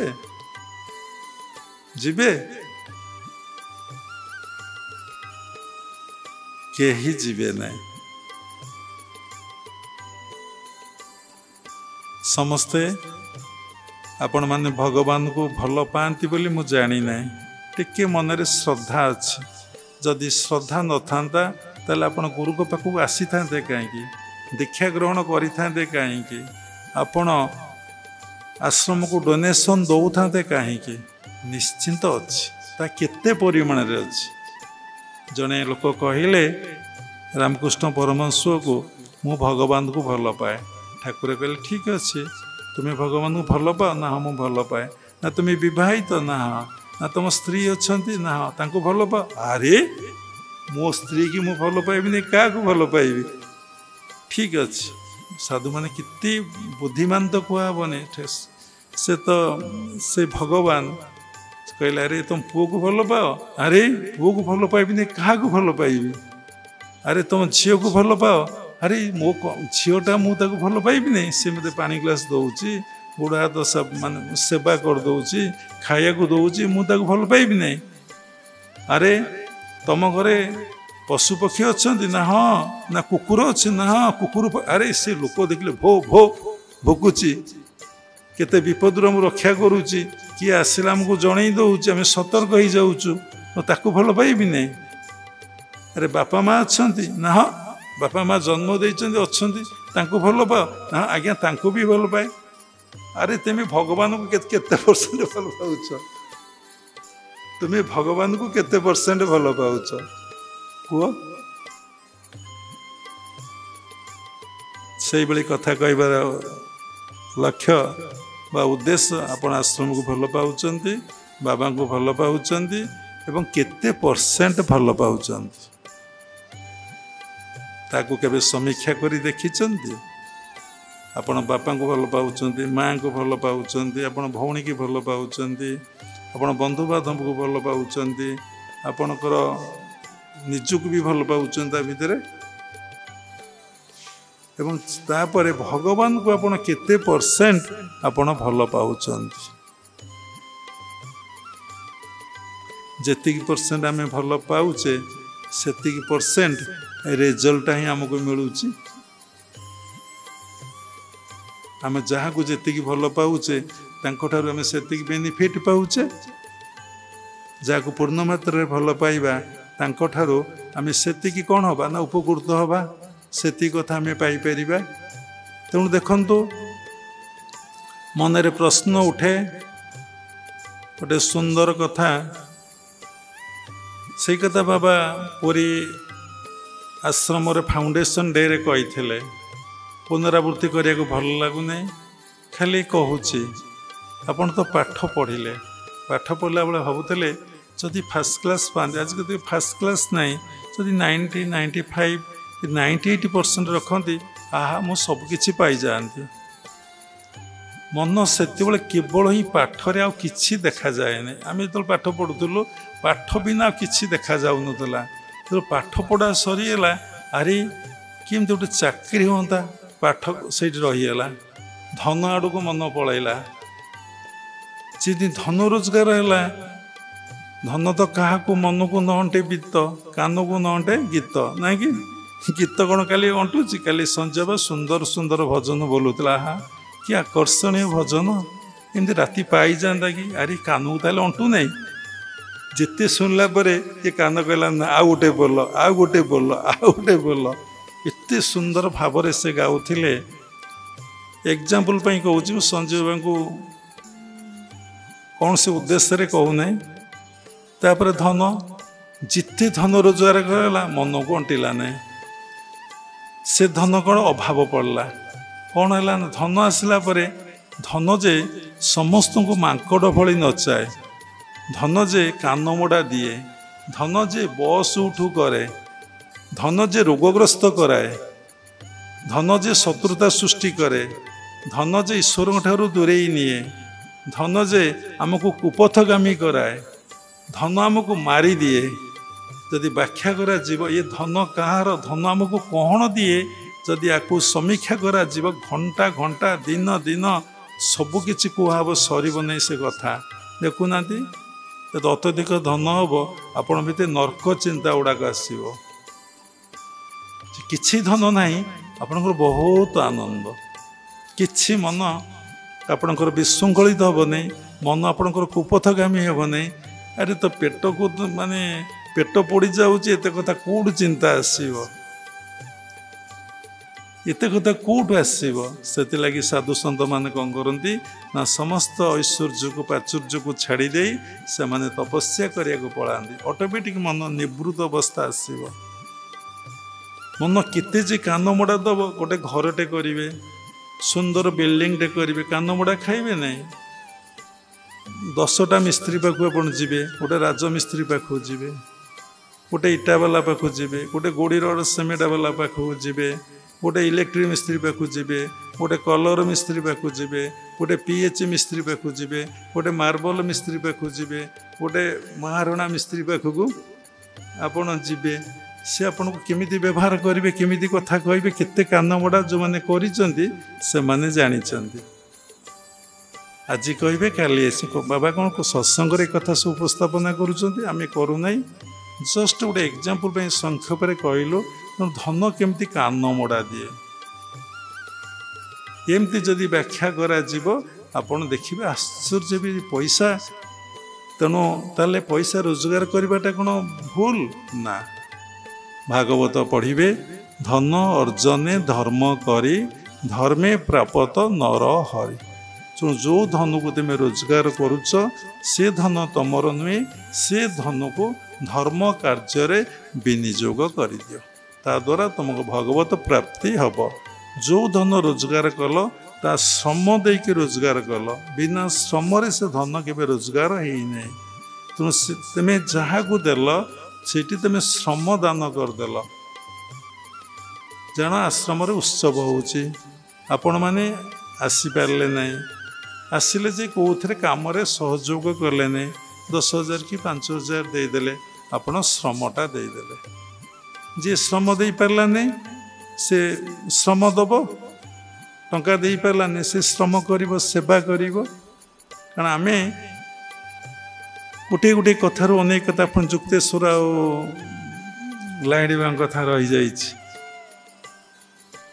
तेणु जुक्तेश्वर कहते गुरुदेव कथा प्रसंग अनेक हस कथा कहती अनेक मजा कथा कहती अनेक सुंदर सुंदर कथा उपस्थापना करती बहुत मजालिया कथा कहती आ बहुत हस कथा कहती आम बसिक शुणु था भाव गुरुदेव कौन एमती कहते जितेबाला आम फेरी आसु गुरु पाखर एकांतरे बसु ताको समीक्षा कर देखु ये कथार इति मीनिंग ये कथार इति वेट ये कथा इति ओजनदार ये कथा जीवन पर केते दूर माने प्रभाव न पकाउछि ताको समीक्षा कलापर आम देखु आश्चर्य हो जाऊ धन्य मो गुरुदेव से कहीं शास्त्र कहला ध्यान मूलं गुरुर मूर्ति पूजा मूलं गुरुर पद मंत्र मूलं गुरुर वाक्य मोक्ष मूलं गुरु कृपा कहीं कहला ये कहीं कहला ध्यान मूलं गुरु मूर्ति कहीं कहला भगवान को मूर्ति कहीं न कहला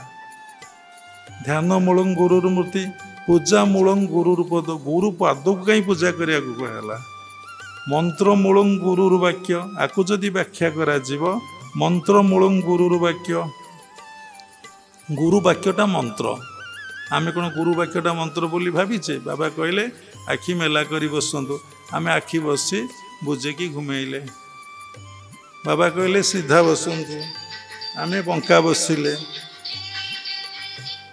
तेणु कौन है मंत्र है बाबा कहले ये कामटा आपण करेंगे नहीं थोड़े चिंता करिया कथा मो गुरुदेव मते कहीं कथाटा कहले कौन पाई कहले से मोटर कौन चाहूँगी तांकर उद्देश्य कौन मु करुची कौन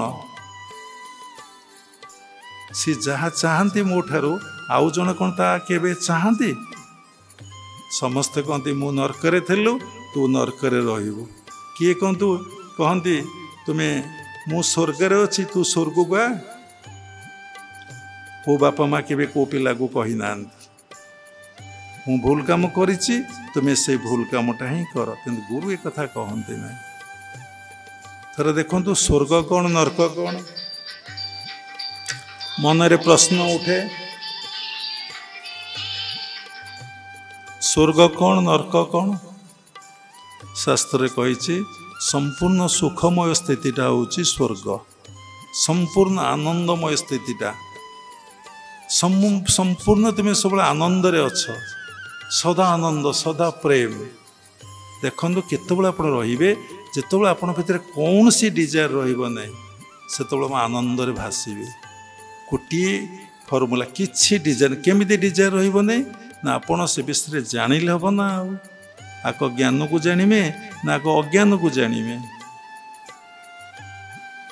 आपण आक ज्ञान को जानिमे ना आक अज्ञान को जानिमे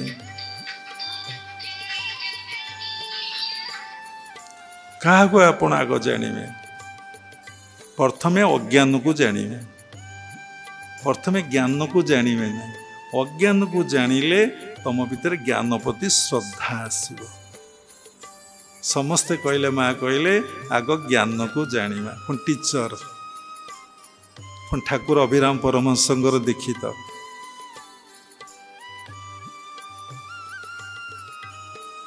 तेणु आम प्रथमे कौन करवा ना अज्ञान को जानिमा अज्ञान कौन सीना जानिले मन जीवन सियाड़ को जब अज्ञान को आम न जानिमा ताहले आम मनटा निश्चिंत सियाड़ को पलैब चोरी करवाटा पाप कि पुण्य आम जानिला परे ऑटोमेटिक चोरी करिया जीवा नहीं मो ड्यूटी 8 घंटा मु 3-4 घंटा कली मु जानी एटा अपराध तेणु आग तुम्हें अज्ञान को जान अज्ञान को जानिले तुम भीतर ज्ञान प्रति श्रद्धा आसबो तेणु आग अज्ञान को जानिमा गोटे घर अंधकार अच्छी से घरे आलोक नहीं से घरे किंतु बहुत जिनिस सजा होगी थुआई जदि आलोक नहीं से घरे जेते जिनिस सजा ही थुआई से जिनिसर भैल्यू अच्छी ଆପଣ ତ କିଛି ଦେଖିପାରୁନାହାନ୍ତି। ଗୁରୁମାନଙ୍କର ବିଗ୍ରହ ଥୁଆ ହେଇଛି, ଆଲମିରା ଥୁଆ ହେଇଛି, ଅନେକ ପୁସ୍ତକ ଥୁଆ ହେଇଛି, ସୁନା ରୂପା ଥୁଆ ହେଇଛି। ଯେମିତି ରତ୍ନ ଭଣ୍ଡାରରେ ପୁରୀରେ ଅନେକ ରତ୍ନ ଥୁଆ ହେଇଥିଲା, କିନ୍ତୁ ଘରେ ଆଲୋକ ନଥିଲା। ଆଗ ଆଲୋକ ପ୍ରବେଶ କରି ସେମାନେ ଦେଖିଲେ କ'ଣ କ'ଣ ଥୁଆ ହେଇଛି। ସେଇଭଳି ଆପଣ ଅନ୍ଧକାର ବିଷୟରେ ଯଦି ବାରମ୍ବାର ଭାବିବେ, ଅନ୍ଧକାର ଅନ୍ଧକାର ଅନ୍ଧକାର ଅନ୍ଧକାର ଅନ୍ଧକାର ଅନ୍ଧକାର ଅନ୍ଧକାର ଅନ୍ଧକାର ଅନ୍ଧକାର ଯେ ଚିତ୍କାର କରିବେ, ଆପଣଙ୍କ ଘରେ ଯେଉଁ ଯେଉଁ ଜିନିଷ ଅଛି ଆପଣ ତାକୁ ଦେଖିପାରିବେ। ଆପଣ କ'ଣ କରିବେ ନା ଆଲୋକ ଆଣିବା ପାଇଁ ଚେଷ୍ଟା କରିବେ। ଯଦି ଆଲୋକ ଆଣିବା ପାଇଁ ଚେଷ୍ଟା କରିବେ, ହଜାର ହଜାର ବର୍ଷର ଅନ୍ଧକାର ଗୋଟିଏ ମୁହୂର୍ତ୍ତ ଭିତରେ ଆପଣଙ୍କ ଭିତରୁ ଚାଲିଯିବ। ତେଣୁ କେମିତି ଆଲୋକ ଆଣିବେ? ସେଥିପାଇଁ ଆପଣଙ୍କୁ ଗୁରୁକୁଳ ଆଶ୍ରମକୁ ଆସିବାକୁ ପଡ଼ିବ। କି ଆଲୋକ, କି ଅନ୍ଧକାର? ନା ଜ୍ଞାନର ଆଲୋକ ଆସିବ। କି ଜ୍ଞାନ? ନା ଆତ୍ମଜ୍ଞାନର ଆଲୋକ ଆସିବ। ସମସ୍ତଙ୍କର ତ ଏକାଡେମିକାଲ କ୍ୱାଲିଫିକେସନ୍ ଅଛି ନା। ସମସ୍ତେ ଆଜିକାଲି ନର୍ମାଲ ଏଜୁକେସନ୍, ଗୋଟେ PG ପୋଷ୍ଟ ଗ୍ରାଜୁଏଟ୍, ତାପରେ PhD କରୁଛନ୍ତି। ସେ ଜ୍ଞାନ କ'ଣ ଜ୍ଞାନ? ଯେଉଁ ଜ୍ଞାନରେ ମଣିଷ ମନ ସରଳ ହୁଏ, ନିର୍ମଳ ହୁଏ, ବିନୟ ହୁଏ, ଇଷ୍ଟବାସୀ ହୁଏ, ଈଶ୍ୱର ପରାୟଣ ହୁଏ, ସେ ଜ୍ଞାନଟା ହେଉଛି ପ୍ରକୃତ ଜ୍ଞାନ। ଯେଉଁ ଜ୍ଞାନ ଦ୍ୱାରା ମଣିଷ ବନ୍ଧନରେ ନ ପଡ଼ି ମୁକ୍ତି ଆଉ ମୋକ୍ଷର ଅଧିକାରୀ ହୁଏ, ସେ ହେଉଛି ପ୍ରକୃତ ବିଦ୍ୟା।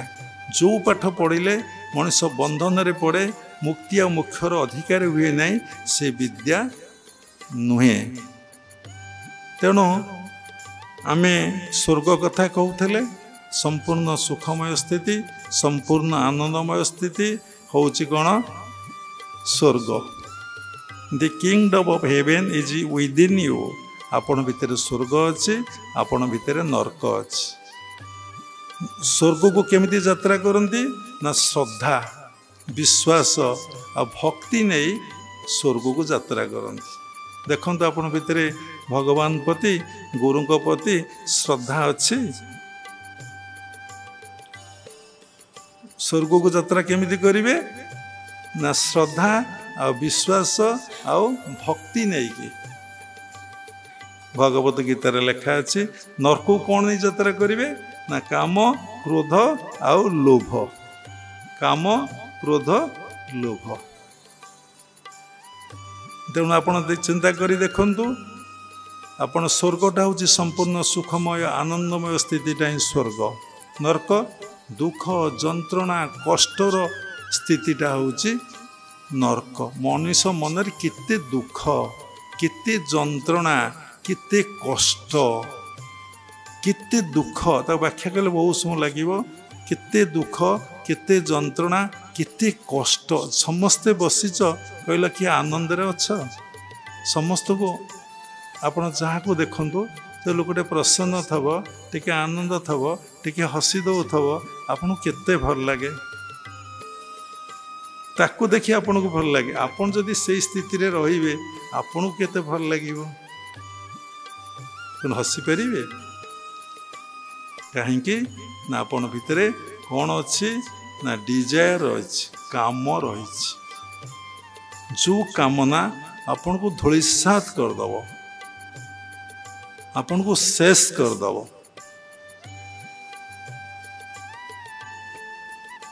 ଯେପର୍ଯ୍ୟନ୍ତ ମଣିଷ ଭିତରେ କାମନାଟା ଫୁଲଫିଲ୍ ନ ହୋଇଛି, ତା ଭିତରେ କ୍ରୋଧ ଆସିବ, ତା ଭିତରେ ବିଭିନ୍ନ ନକାରାତ୍ମକ ଚିନ୍ତା ଆସିବ।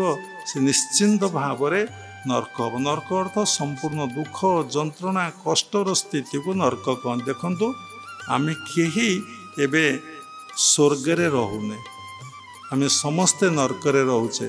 ଭାଗବତ ଗୋଟେ ପଦ ଅଛି, କ'ଣ? ସତସଙ୍ଗ ସ୍ୱର୍ଗବାସ, ଅସତସଙ୍ଗ ନର୍କବାସ। ତେଣୁ ଆମେ ସତ ସହିତ ଯେତେବେଳେ ସଙ୍ଗ ହେବା, ଆମକୁ ସ୍ୱର୍ଗବାସ ହେବ। ଆମେ ସତ ସହିତ ସଙ୍ଗ ହେଇଛେ,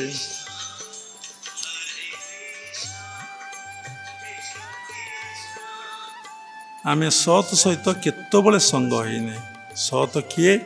ନା ଭଗବାନ ହେଲେ ସତ୍, ଜଗତ ହେଲା ମିଥ୍ୟା। ଈଶ୍ୱର ହେଲେ ସତ୍, ଏ ସବୁ କିଛି ମିଥ୍ୟା। ଈଶ୍ୱର ଯେଉଁଠି ଅଛନ୍ତି आमे तांको पाखकु मन नहीं पारुचे। सत्संग स्वर्ग बास, असत संग कौन ना नरक बास। तेणु आम सब कौन करुचे ना असत संग आम सब करुचे। जदि ईश्वर पाखे मन ना ईश्वर को माइनस करदेला आम निश्चिंत अलग सहित संग करुचे। जदि अलग सहित आम संग करुचे आम नरकवास करुचे। आम नरकवास करुचे। चिंता करी देखंतु 24 घंटा भितर आपण केते समय आज्ञा और सहस्रारे रही पारुचंती। आज्ञा और सहस्रारे निज मन को रखि पारुचंती। आपण केते समय आपण सत्संग करि पारुचंती। सत सहित आपण संग करि पारुचंती। सत सहित आपण युक्त होई पारुचंती, मिलन होई पारुचंती, करि पारुचंती कि आमे ईश्वर को भल पाउने। ईश्वर विभूति की ऐश्वर्य को ही भल पाऊचे। जब आम ईश्वर विभूति ऐश्वर्य जब आम मन को एत आनंद एत प्रेम दौची ताहले ईश्वर सहित जब आम संग करवा आम केते आनंद केते प्रेम आमको मिलिबो, प्रेम मिलिबो। ईश्वर विभूति आमको आनंद प्रेम दौना। विष्णु माया को सत्य बुझी प्राणी अछंती एथि मजी। आम जहाँ देखुचे संसार रे ये सब हूँ विष्णु माया। ये विष्णुंकर विभिन्न प्रकार 8 प्रकार माया अच्छी। व्याख्या कले घंटा घंटा जीव। ये सब जहाँ देखुंट एगुड़ाक सब हूँ कौन ना विष्णु माया।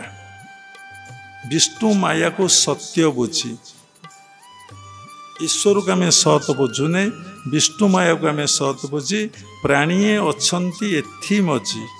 प्राणी माने सब कौन कर एथरे मजी जाइछंती। पुणी बुड़ई पुणी उठई निगम पथ नित्य उड़ई। पुणी बुड़ुचंती पुणी उठुचंती। एग्जाम्पल सत्संग रे बसिले, आश्रम को टिके आसिले, सत्संग टिके सुनिले, मन टिके पतला होगला, मन टिके हल्का होगला, भारी भल भल लगिला। जेमती उठीगले सेमती कौन कले ना पुणी तांकर पूर्व कथा सब मन पड़ा। एग्जाम्पल आपण कुकुर को किते सुंदर साबुन सांपो लगे गाधे देवे, पोछी पाछी देवे सुंदर टाउल रे, कुकुर को छाड़ी देवे। से कौन करिवो पुणी जाई धूली रे गड़िबो। सत ना मिछ? जिते भागवत प्रसंग आपण शुणिमे, जिते सत्संग शुणिमे, उठीगला परे आज यूजुअल जहाँ सेया आपण को प्रवेश करिवो नै। से कथा गोटे हाथी की देखु सुंदर भाव मालिक तार गाधई दब, सुंदर भाव पोछा पोछी करदब। हाथी टिकी आगू को जीव ना, सुंड द्वारा धूली माटी आनी सब देह सारा फोपाड़ दब।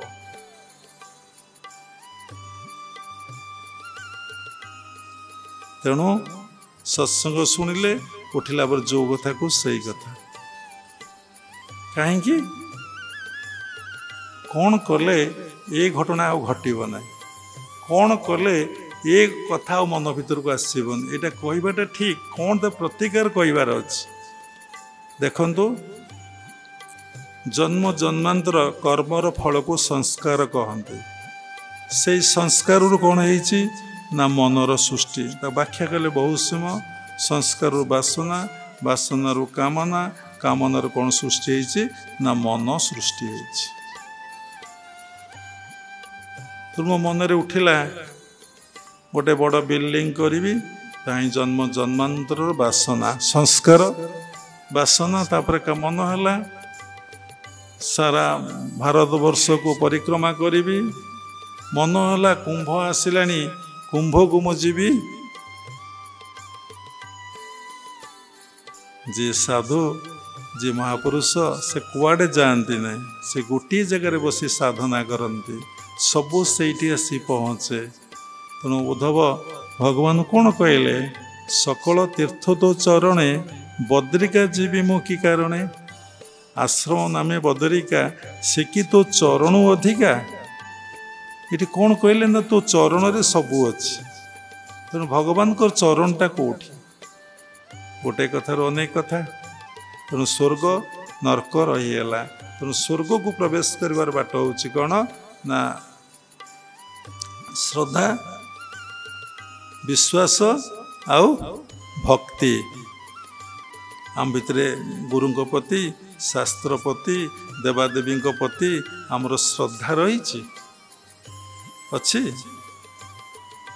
आम आश्रम को आसुचे कौन से उद्देश्य नहीं कि कामना नहीं कि केते जन आश्रम को आसी था गुरुकुल आश्रम को आसी था भगवत दर्शन भगवत उपलब्धि पाई कि गुरु को सेवारे निजको नियोजित करदेवाई आपण मन प्रश्न उठिब गुरु सेवा कले मत कौन सबू प्राप्ति हे सबू प्राप्ति हे कहीं कहला ध्यान मूलम गुरुर्मूर्ति पूजा मूलम गुरुपद मंत्र मूलम गुरुवाक्य मुख्य मूलम गुरुकृपा मनुष्य सब गोटे एग्जाम्पल चाहे सब गोटे देखा चाहे से सब प्राक्टिकाल से कह जहाँ न देख बेनी नयने परते नजीव गुरु वचने आपण देखु शंकराचार्य पाखरे अनेक शिष्य पाठ करुले सकाळे संध्यारे वेद पाठ करा जाए उपनिषद पाठ करा जाए समस्ते किंतु पाठ करती गोटे शिष्य कौन करे ना से किछि पाठ को आसे नहीं गुरु को मुंडियाटी मारदे आश्रम सेवा को चली जाए ता ना हूँ तोटकाचार्य एवं पाठ पढ़ा सरले से पुणी आसी कौन करे ना गुरु गोटे मुंडिया मारदे कि तापर गुरु को सेवा करिया को जाए गुरु एक कथा भल भाव जानती गुरु चाहती समस्ते विद्वान हूँ समस्ते आत्मज्ञानर अधिकारी हूँ जदि गोटे शिष्य आश्रम सेवा करुच्ची प्रथम प्रणाम करुच्ची शेष प्रणाम करुच्ची गुरु सज्जा गला गुरुंर पाद सेवा करुच्ची गुरु निर्देश देले शोयापाई जाऊँगी सेठी पाठ पढ़ुआ शिष्य मानक गुरु केमती दृष्टि देखुथे जी आश्रम सेवा गुरुंर सेवा करुच्ची गुरु ताको कौ दृष्टि देखुथे समस्ते कौन करती तोटकाचार्य को कमेंट करती क्रिटिसाइज करती मूर्खटाए कहती अज्ञानटाए कहती पाठ पढ़ू नहीं शुल्कता पाटे बसु नहीं किसी से बुझीपार नहीं बोली सी जाऊँगी सेवा करने सी जदि भल भाव बुझीपारता जापारता आरे तार गर्व अहंकार फुटी उठता ना सी जाता सेवा करने आश्रमर केबे सेवा करने से जापर जार अहंकार पतला से समस्त काम आश्रम सेवा कर समस्त लाट्रिन ठारू अईठा पत्र उठेबा ठारू से जनकर सेवा कर से सेवा हूँ भगवान सेवा तो बुझेले कहले समय जीव तेणु कौन है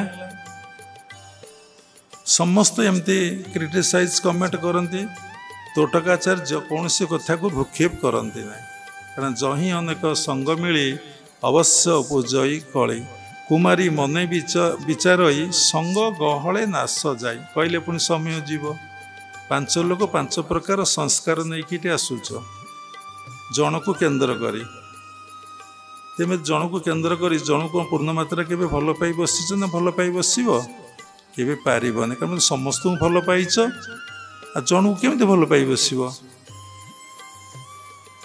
समस्त तुम भल पाइच ना तुम कौन जन को भल पाइल कि सर्वश्रेष्ठ भल पाइबा हूँ क्या ना निजको यदि निज मनरू भूल कर निज देहरु मन को उठेदब तुम भल पाइबाटा आरंभ है ये कथा कौन बुझीपार निज देहरु मन को उठेब जन ज्वर होती तुम गुरुकुल आश्रम अच्छ तुम जान गुरु जानले ज्वर होता ट्रिटमेंट से करेंगे तुमको ठंडा है गुरु से व्यवस्था करेंगे तुमको भोक है लगी गुरु से व्यवस्था करेंगे तुम्हें कौ रूम रही गुरु से व्यवस्था करेंगे जार जमंत भाव देखी भगवान कही नाब मुंदिए सड़खी से भली गुरु समस्त को समस्त व्यवस्था कर दियंती काली जने शिष्या फोन कले बाबा आम सकाल 8टा भितर आश्रम पहुँचबू आम रूम अच्छी बोलते आप साधना करुँच गुरु कौन जानी गुरु पर श्रद्धा विश्वास रही समर्पण भाव अच्छी आपण कौन एमती कथा कहते कौन एत उच्च शिक्षित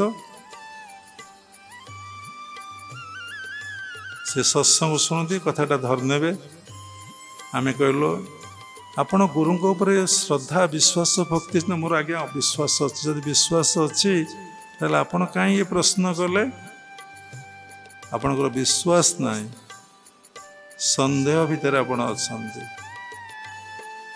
तेणु आपण गुरु ब्रह्मा ही ना गुरु विष्णु ही ना गुरु महेश्वर ही ना गुरु साक्षात परम ब्रह्म तस्मै श्री गुरवे नम ही ना तापर कौन है ना शंकराचार्य एक कथा भल भाव जानी दिने पाठ पढ़िया को समस्ते बसीचंदी शंकराचार्य कहले जाओ एबे तोटकाचार्य को डाकी आण से तोटकाचार्य को डाकी आइले हसी हसिका मूर्ख आज डकाई बसब एवं कौन आज कहब गुरुदेव पचारे सोठू से प्रणाम करी बसिले शंकराचार्य कहले हे तोटक मु जहा पढ़ई थी तुम्हें ताको एबे पाठ कर आपण माने बुझी पारुचंती मु जहा पढ़ई जेबे ठारू क्लास चली तुम्हें से पाठ को पाठ कर से अनर्गल बोलिले कौन ये मैंने शुणिक आबा हेले अरे मूर्खटा जहाँ केबे तो क्लास अटेंड करनी जहाँ पढ़ई थी तुम्हें ताको पाठ कर एतिकी कथा को जब आप स्टडी करेंगे चिंता करेंगे पुणी तापर कौन कहले ना मु जहाँ आगु को पढ़ेबी तुम्हें ताको पाठ कर मु जा आगु को पढ़ेबी तुम्हें ताको पाठ कर सी भी ता भी पाठ कले ये समस्त शिष्य माने कौन कले ना लज्जारे तलू मुह कर बसिले कौन जहाँ दिने क्लास अटेंड करी नहीं जहाँ पढ़ई ता पढ़ पाठ कर पुणी आगामी की जहाँ पढ़ेबी ताकू भी पाठ कला एठू शिखंतु ये कथार अर्थ कौन ये कथार मीनिंग कौन बाबा ये कथा कहीं उपस्थापना कले शास्त्र लेखा अच्छी गुरु कृपा बिना ज्ञान न जन्मे हृदय गुरु कृपा बिना मुक्ति न मिले अन्यरे गुरुंको बिना मनरु संशय न दूरे गुरु आज्ञा गरियसी चिंत विश्वास तेणु गुरु कृपा बिना ज्ञान न जन्मे हृदय आज प्रज्ञा माँ जहाँ कहले से कही था मिते विद्या किए देला आम भौतिक जगतर यात्री थलु गुरुंकर सानिध्य गुरु कृपा लाभ पर आम आध्यात्म ज्ञान मान जगतर आम यात्री हेलु आम भितर भगवान अच्छंती बोली मो गुरु मते कहीदेले जनईदेले तुम भितर भगवान अच्छंती तुम्हें सेठी मन प्राण को रख ये संसार अनित्य असत्य मिथ्या माया मरीचिका मरीचिका किए देखीच खरा दिने पिचु रास्ता जाऊ तो जमी पानी खेल देखा जाऊ तो सीठी पहुँचला सी आगू सी आगू सी आगू मरुभूमि किए जाइच सेम देखा जाए तृष्णा केबे मेंटी नहीं संसार बाबा ये कथा रखीदे अरे तो मोर धन अच्छी मोर शिक्षा अच्छी मोर कोठा अच्छी मोर गाड़ी अच्छी मु देश विदेश गली सुंदर स्त्रीटे पाइली पुओ पाइली झील पाइली सबू तो पाइली मन कहीं अशांत मन कहीं अतृप्त मन कहीं चिंतित मन कहीं शांत नुहे मनरे कहीं पुणी काम क्रोध लोभ मोह मद माश्चर्य कहीं आसूची मु तो मैरेज कली मोर काम चिंता चली जावा कथा आउ जन्म जन्मांतर काम चिंता आसवा कथा नुहे पुणी कौन चिंता आईला अरे पुणी मला पर तुम जन्म हो ना पुणी आसला तुम भर थेला बेल तो आसला तुम तो फुलफिल कर देच पुणी केमी आसला तुम तो पाठ पढ़ी देच पुणी कौन जन्म हो पाठ पढ़ल पुणी टंका प्रति कौन लालसा आसला देखो ये सब परितृप्त मन हुए ना जी ज्ञान प्राप्ति हम सी केबे से जगत को जीव ना अरे जदि मन परितृप्त नुह राजा पुरु कौन कले पुअर जौवन को आणले ताको 1000 वर्ष भोग कले जौवन को आनी कम को परितृप्त है ना 1000 वर्ष माने स्त्री संभोग कले लास्ट को कौन कले पुओ को जौवन फेरई दे जंगल को चलीगले तपस्या करे बाबा सही कथा कही पुरी सत्संगे जहाँ को देखिले आउ किछि देखिया को इच्छा हुए जहाँ को जानिले आउ किछि जानिया को इच्छा हुए जहाँ को पाइले आउ किछि पाइया को इच्छा हुए। षष्ठ अध्यायर 22 श्लोक जंग लब्धा चापल्लाभं मनते नाधिगं तत्र जस्मिन् स्थित न दुखेन गुरुणापि विचालते। जंग लब्धा चापल्लाभं मनते नाधिगं तत्र तुम गोटे संक्षेप कहले भगवान को दर्शन कले भगवान को उपलब्धि कले खाली तो दर्शन कले ना यथेष्ट। आपण भावुथे आम पुरी जाऊचु जगतर नाथ जगन्नाथ को दर्शन करुचु कि तिरुपति जाऊचु सेठी बालाजी को दर्शन करुचु जो तीर्थ को जाऊचु से मुख्य देवता को आम दर्शन करुचु। आपण सतरे कौन दर्शन करती शास्त्र कहूची कौन ना सकल देखु तू नयने तोते न देखे सर्वजने तू जगत को देखुचु जगत तोते देखिने दर्शन मात्रेण जीव शिव भवेत। जदि प्रकृति से भगवान परमात्मा परम ब्रह्म को कृष्ण के राम के जगन्नाथ को दर्शन करिब से साथी साथी कौन हो ना भगवान ही दर्शन मात्रेण जीव शिव भवेत हो। सकल देखु तू नयने तोते न देखे सर्वजने अर्जुन देखिपारा नहीं ना ताको भगवान दिव्य चक्षु दबारू से ही देखिला। जदि आम सरल जीवन करवा गुरु पाखे श्रद्धा रखा विश्वास रखा भक्ति करवा गुरुदेव आमको जो उपदेश देवे मंत्रमूल गुरुर्वाक्य जदि आम करवा आम मन को आज्ञा चक्र सब स्थित करवा जदि आज्ञा चक्र मन स्थिर हो जाए से लाखी रहे ताहले आम भितर कौन हम ना तृतीय नयन खोल आम जापर सत्य कौन मिथ्या कौन संसार प्रति केबे आपण आकृष्ट हेबे ना संसार चिंता आपण भितर आ रहिबो नाही एवं सत्य असत्य को आपण जानि परिबे एवं समस्त देवादेवींकर दर्शन हबो एवं समस्त विभूतिर ऐश्वर्यर आपण अधिकारी हेबे। जदि श्रद्धा विश्वास भक्ति अच्छी आपणकर स्वर्गवास हब। जदि साधक से तृप्त न रही आहुरी आहुरी आहुरी कौन कौन कौन कौन अच्छी जानिया को चाहिए से ब्रह्मरंध्र जदि मन को स्थिर करिब ता भितर विशुद्ध सत्वगुण भाव आसीबो। सत्वगुण को फाइन करदेले विशुद्ध सत्वगुण भाव आपण भितर आसीबो। केवल ईश्वर चिंता व्यतीत ईश्वरंकर द्वितीय चिंता केवे सब कर ईश्वर विभूति कथा आज्ञा चक्र आसे से विभूति कथा को फोपाड़ी दब।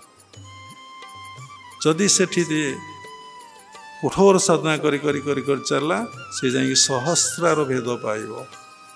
जदि सहस्र अवस्थापन करें ये कथा खाली शुणिमे बिना गुरु कृपा बिना गुरु आशीर्वाद बिना ये ज्ञान कौन सी जगार उल्लेख ना कि कौन सी शास्त्र आप नहीं।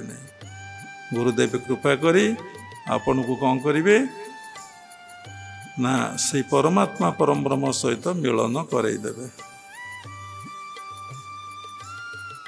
तेणु आम नरक को जाऊचे ना राति पाइले स्वर्ग को जाऊचे। पुणी साधकर दरकार स्वर्गर रहिबो नहीं कि नरकर भी रहिबो नहीं।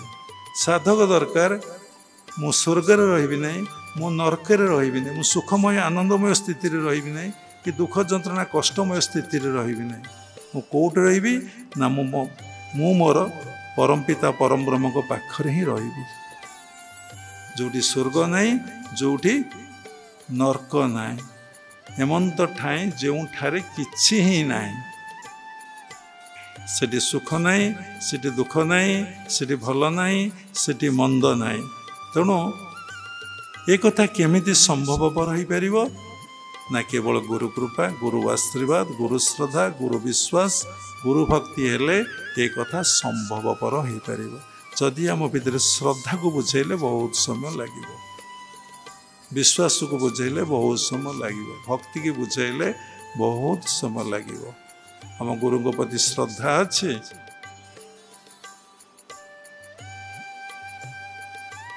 निजे चिंता करी देखंतु निज मन को देखंतु निजे विवेक को पचारंतु ଯାହା ପ୍ରତି ଶ୍ରଦ୍ଧା ଥାଏ ତା ପ୍ରତି ମନ କ'ଣ ହୁଏ ଭୌତିକ ଜଗତର କଥା ଆପଣ ଜାଣିଛନ୍ତି। ଯାହା ପ୍ରତି ବିଶ୍ୱାସ ଥାଏ ତା ପାଇଁ ଆପଣ ମନ କ'ଣ କରିପାରେ।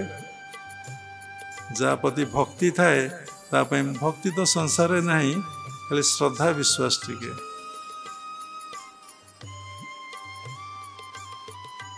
ଭୌତିକ ଜଗତରେ ଭକ୍ତିଟା କେଉଁଠୁ ଆସିବ? ତେଣୁ ଆମେ କେଉଁଥିରେ ରହୁଛେ ନା କାମରେ ରହୁଛେ। କାମ ଚିନ୍ତା, ଖାଲି କାମ ଯେ ସେକ୍ସ ତା ନୁହେଁ। ପିଲାଟାକୁ ପାଳିଲେ କାମ ନା, ବୁଢ଼ା ବୁଢ଼ୀ ହେଲେ ଇଏ ମୋତେ ପାଳିବ ପୋଷିବ, ମାଟି ମୁଠାଏ ଦବ, ମୋ ମୁହଁରେ କ'ଣ ଦବ ନା ନିଆଁ ଦବ। କମ୍ ବଡ଼ କଥା ଚିନ୍ତା କରି ଗୋଟେ ଶିଶୁଟାକୁ ଜନ୍ମଗ୍ରହଣ କରି ତା ଲାଳନ ପାଳନ କରାଯାଉଛି କାହିଁକି ନା ମୋ ମୁହଁରେ ସେ ନିଆଁ ଦବ, ନିଆଁ ଦବ, ମୁଖାଗ୍ନି ଦବ। ଆମେ ଛୋଟ ପିଲା ଦିନରୁ ଗୋଟେ କଥା ଭାବୁଥିଲୁ, ସେ ଭାବନା ଏବେ ପଳେଇଛି, ଏବେ ଯାଇଛି 10-12 ବର୍ଷ ହେଲା।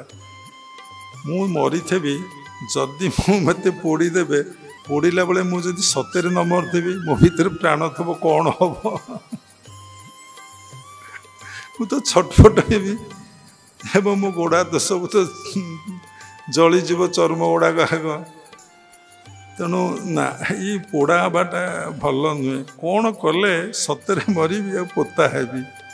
ପିଲାଦିନରୁ ଥିଲା ସାଧନା କରି କରି କରି କରି ଏବେ ଜନ୍ମ ମୃତ୍ୟୁର ସେପାରିକି ଗଲା ପରେ ଆଉ ଯୋଉଟା କିଛି ଲାଗୁନାହିଁ। ଏଇଭଳି କାମନା ଆମର। ପାଠ ପଢ଼ିଛି, ଚାକିରି କରିବି, ବାହା ହେବି। ଚାକିରି କଲେ କ'ଣ ହୁଏ, ବାହା ହେଲେ କ'ଣ ହୁଏ? ଯେଉଁମାନେ ଚାକିରି କରିଛନ୍ତି, ବାହା ହେଇଛନ୍ତି, ସେମାନଙ୍କୁ ଯାଇ ପଚାରିବ। ପଥ ପ୍ରାନ୍ତ ହେଲେ ପଚାରିବ ପଥ, ସେ ପ୍ରାନ୍ତ ନିବାସୀ ଗଣେ, ମନ ଚାଲ ନିଜ ନିକେତନେ। ପଚାରି ବୁଝ। ଯେମିତି ଗୌତମ ବୁଦ୍ଧ କହିଲେ, ମା ତୋ ପୁଅ ମରିଯାଇଛି ବୋଲି କାନ୍ଦୁଛୁ?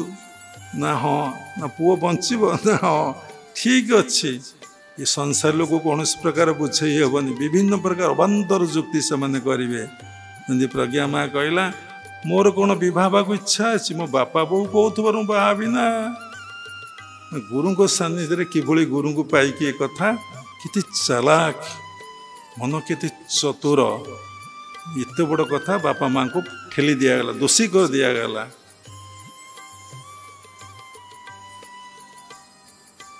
କହିଲେ, ଯାହା ଘରୁ କେହି ନ ମରିଥିବେ, ସୋରିଷ ମୁଠାଏ ଆଣିଲେ ତୋ ପୁଅକୁ ମୁଁ କ'ଣ କରିବି ନା ବଞ୍ଚେଇ ଦେବି।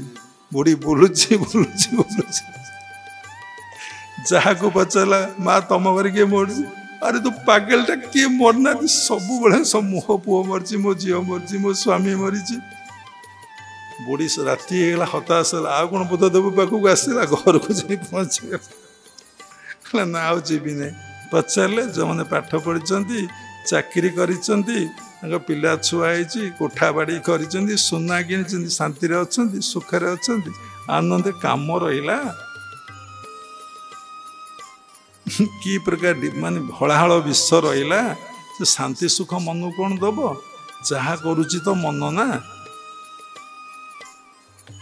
ସେଥିଲାଗି ବୁଦ୍ଧଦେବ କହିଲେ, କାମନାର ବିନାଶରେ ଦୁଃଖର ବିନାଶ। ତମ ଭିତରେ ତ ଡିଜାୟାର ରହିଲା, ତୁମେ ନରକକୁ ଗଲ, ପୁଣି ସୁଖ କୋଉଠି ପାଇବ?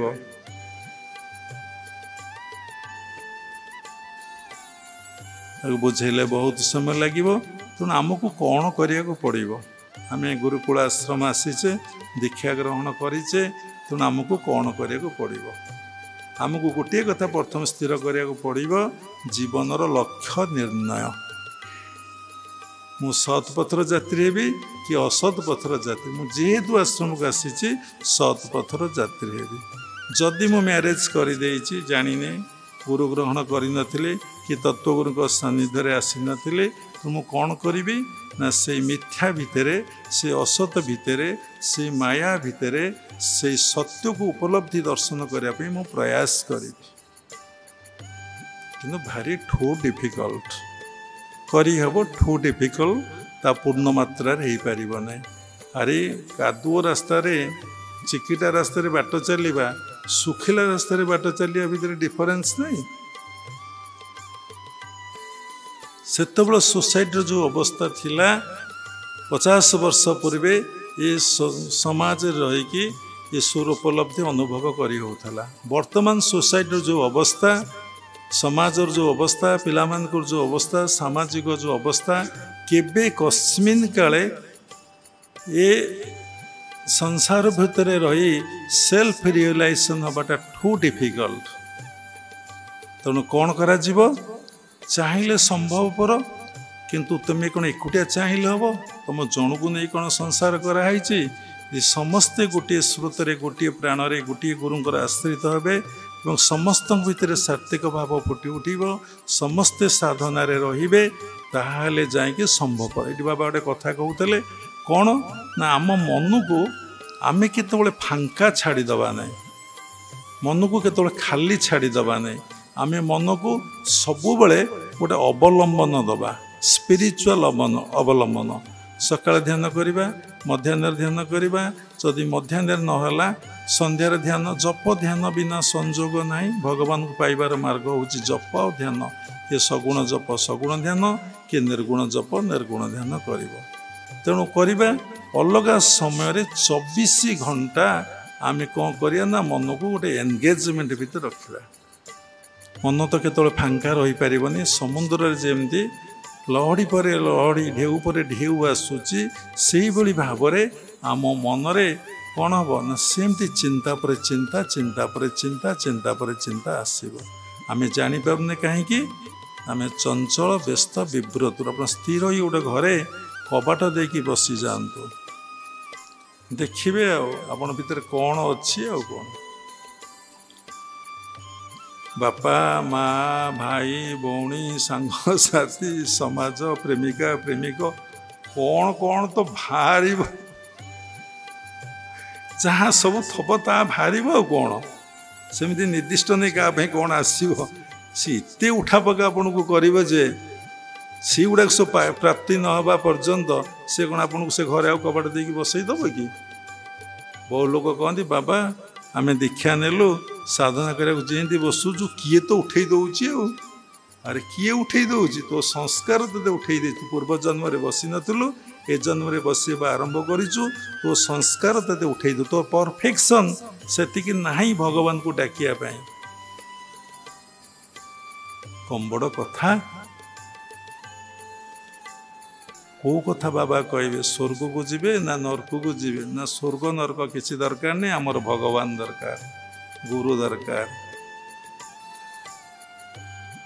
स्वर्ग नरक बेनी बाणी यह मु एक धर्मे जानी आपको व्याख्या कले 2-3टा विषय हम तो भाव आम चिंता करूँ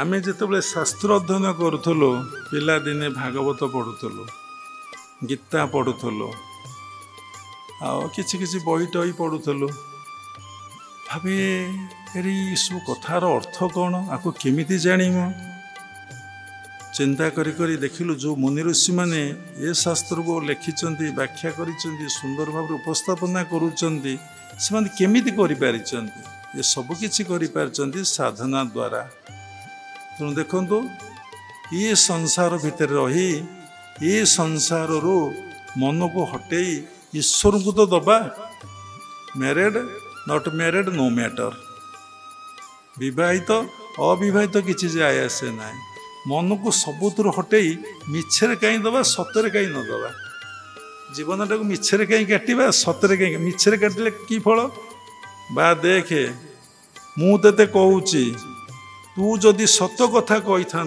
ते छाड़ी दे था तू मिछ कथा कहलु मो ब्रह्म जलिला ते कस्मिन काले मु छाड़ी नाही यदि मिछरे कली मिछरे नरक मिछरे सबू जंत्रणा ताले मिछरे काटिबी ना सतरे काटिबी ये गोटे कथा को बस समीक्षा करूँ आलोचना करूँ मु मिछरे काटिबी ना सतरे काटिबी सबुठी मन को रखी ना भगवान पर मन को रखी तार सुंदर टेक्निक तार हायर हो ना सबुरी भीतर देखी रखी तो संसार अच्छी सबुरी भीतर देखी रखिपार तो सबुरी भीतर देखी रखिबार रखिले कि भाव आसो झील को झील लगे पुओ पुओ भली लगे ମା ମା ଭଳି ଲାଗିବ, ବାପା ବାପା ଭଳି ଲାଗିବ, ସ୍ୱାମୀ ସ୍ୱାମୀ ଭଳିଆ ଲାଗିବ। କ'ଣ ଲାଗିବେ ନା ସମସ୍ତେ ଭଗବାନ। Everything is God, every one is God. First ଆରମ୍ଭ କରିଥିଲି ଚେତନାର ଏକତ୍ୱ ଭାବ କେମିତି ଆସିବ। ଇଏ ଅତି ସାଧାରଣ କଥା ନୁହେଁ। ଏହା ଚିନ୍ତନ ଦ୍ୱାରା ବିଚାର ଦ୍ୱାରା କେତେକାଂଶରେ ଆସିବ, ପୂର୍ଣ୍ଣ ମାତ୍ରାରେ ଆସିବନି। ସିଚୁଏସନ୍ ପଡ଼ିଲେ ସବୁ ଓଲଟପାଲଟ ହେଇଯିବ, ସବୁ ଓଲଟପାଲଟ ହେଇଯିବ। ଆରେ ଦେଖୁନାହାନ୍ତି, ଦୀକ୍ଷା ଗ୍ରହଣ କରି ଲୋକ ତ ପୁଣି ଗୁରୁଙ୍କୁ ତ୍ୟାଗ କରିଦେଉଛନ୍ତି, ପୁଣି ଗୁରୁଙ୍କ ବିରୁଦ୍ଧରେ ସ୍ଲୋଗାନ ଦେଉଛନ୍ତି, ପୁଣି ଗୁରୁଙ୍କୁ ମର୍ଡର କରିବା ପାଇଁ କେହି ପଶ୍ଚାତପଦ ହେଉନାହାନ୍ତି। ଏଇଟା ଏବେ ନୁହେଁ, ଯୁଗେ ଯୁଗେ ଯେତେବେଳେ ଯୀଶୁଖ୍ରୀଷ୍ଟ କୁ ଘୋଷଣା କରାଗଲା, ତାଙ୍କୁ କ୍ରୁଶ କରିଦିଆଯିବ, କ୍ରୁଶବଦ୍ଧ କରିଦିଆଯିବ, ଯୀଶୁ ଲୁଚିଲେ। କିନ୍ତୁ ଭଗବାନଙ୍କର ମାୟା, ଆମେ ସେ କଥାର ଉତ୍ତର ଦେଇପାରିବୁ। ତାହେଲେ ଘୋଷଣା କଲେ ରାଜା ଯେ ଯିଏ ଯୀଶୁଙ୍କୁ ଧରା ପକାଇଦେବ ତାକୁ ଏତିକି 1000 ଲକ୍ଷ ଟଙ୍କା ଦିଆହେବ। ଆଚ୍ଛା, ଗୁରୁ କେଉଁଠି ଲୁଚିଲେ ସେ କଥା ଶିଷ୍ୟମାନେ ଜାଣିବେ ନା ପବ୍ଲିକ୍ ଜାଣିବେ? ଆଗ ଶିଷ୍ୟମାନେ ଜାଣିବେ, ମୁଁ କେଉଁଠି ରହିଲେ ଆପଣମାନେ ଜାଣିବେ। ଜଣେ ଯୋଡ଼ା ନାମୀ ଜଣେ ଶିଷ୍ୟ ଥିଲା, ସେ କହିଲା ଗୁରୁଦେବ ଯଦି ମୋତେ ଏତିକି ପଇସା ଦେବ, ଗୁରୁଦେବ କେଉଁଠି ଲୁଚିଛନ୍ତି ମୁଁ କହିଦେବି।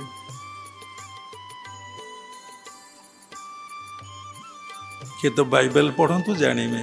ସିଏ କ'ଣ କଲେ ନା ସେତିକି ଟଙ୍କା ରାଜା ତାଙ୍କୁ ଦେଇଦେଲେ, ସେ ଯୀଶୁଙ୍କୁ ଧରେଇ ଦେଲେ, ଗୁରୁଦେବ ଏଇଠି ଲୁଚିଛନ୍ତି। ବର୍ତ୍ତମାନ ସୋସାଇଟି ଯାଇ କେଉଁଠି ମାଇଲାଣି? ଖ୍ରୀଷ୍ଟପୂର୍ବ କଥା, ଖ୍ରୀଷ୍ଟାବ୍ଦ ଆରମ୍ଭ ପୂର୍ବ ନୁହେଁ। ସେତେବେଳେ ଗୁରୁଙ୍କୁ ଧରେଇ ଦେଲେ ଶିଷ୍ୟମାନେ।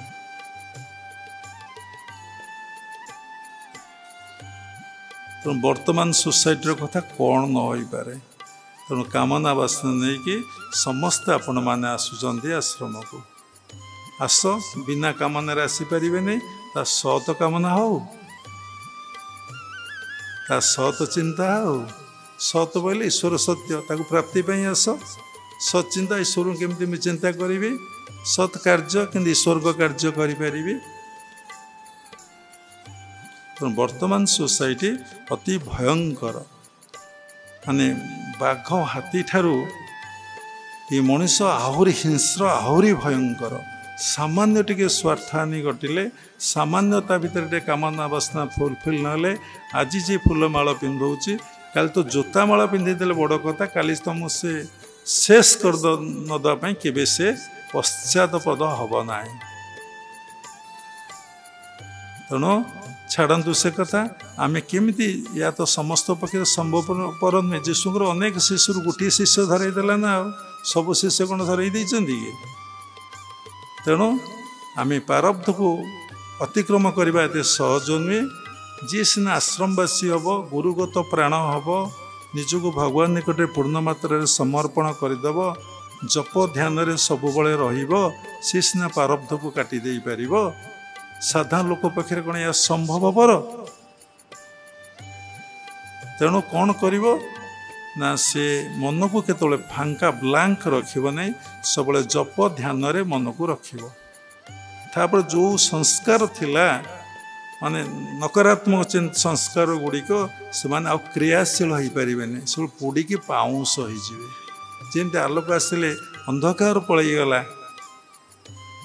ଯଦି ଆମେ ଫ୍ୟାନ୍ ଦେଇ ବସିଲେ ଗରମ ହେଉଛି, ଥଣ୍ଡା ଲାଗିଲା, ଗରମ ଅଛି, କିନ୍ତୁ ଗରମ ଆମର ଆଉ କିଛି କରିପାରିଲା ନାହିଁ। ସବୁବେଳେ ଯଦି ଆମେ ପଜିଟିଭ୍ ଥିଙ୍କିଂରେ ରହିଲେ, ଆମେ ନେଗେଟିଭକୁ ଓଭରଟେକ୍ କରିଯିବା। Positive always overtakes negative. ଏହା ସମ୍ଭବପର। ତେଣୁ ଆପଣ ପ୍ରାରବ୍ଧକୁ ଯାହା ଭୋଗ ହେବ ତା ସାକ୍ଷୀ ରୂପରେ ଦେଖିବେ, ସେଥିରେ ବ୍ୟସ୍ତ ହେବେ ନାହିଁ, ବିବ୍ରତ ହେବେନି। To live in present always, ସବୁବେଳେ ବର୍ତ୍ତମାନରେ, ତା ଅର୍ଥ ଯୋଗଯୁକ୍ତରେ ରହିବେ। ପ୍ରତ୍ୟେକ କର୍ମକୁ ଭଗବତ କର୍ମ ଭାବିବେ, ପ୍ରତି କର୍ମକୁ ଭଗବାନ କରୁଛନ୍ତି, କରାଉଛନ୍ତି ଅନୁଭବ କରିବେ। ସବୁ ସମୟରେ ଜପ ଧ୍ୟାନ, ଜପ ଧ୍ୟାନ, ଜପ ଧ୍ୟାନ, ଜପ ଧ୍ୟାନରେ 24 ଘଣ୍ଟା ପଡ଼ି ରହିବେ। ଦେଖିବା ନକାରାତ୍ମକ ଚିନ୍ତା କ'ଣ କରିପାରେ ଆପଣଙ୍କର। ଯଦି ଆପଣଙ୍କର କର୍ମ ଠିକ୍ ଅଛି, ସତ୍କର୍ମ, ସତ୍ଚିନ୍ତା, ସତ୍ କାର୍ଯ୍ୟ, ସତ୍ ଆଚରଣ ଅଛି, ये संसार रे अनेक विरोधी शक्ति अच्छी जेमती पॉजिटिव पावर संसार परिपूर्ण होती नेगेटिव पावर मध्य संसार परिपूर्ण होगी अच्छी तेणु से नेगेटिव पावर आपणकर किछि करि परिबनी जदि आप सतरे अच्छे ब्रह्मा विष्णु महेश्वर मध्य आपणकर किछि करि परिबे नहीं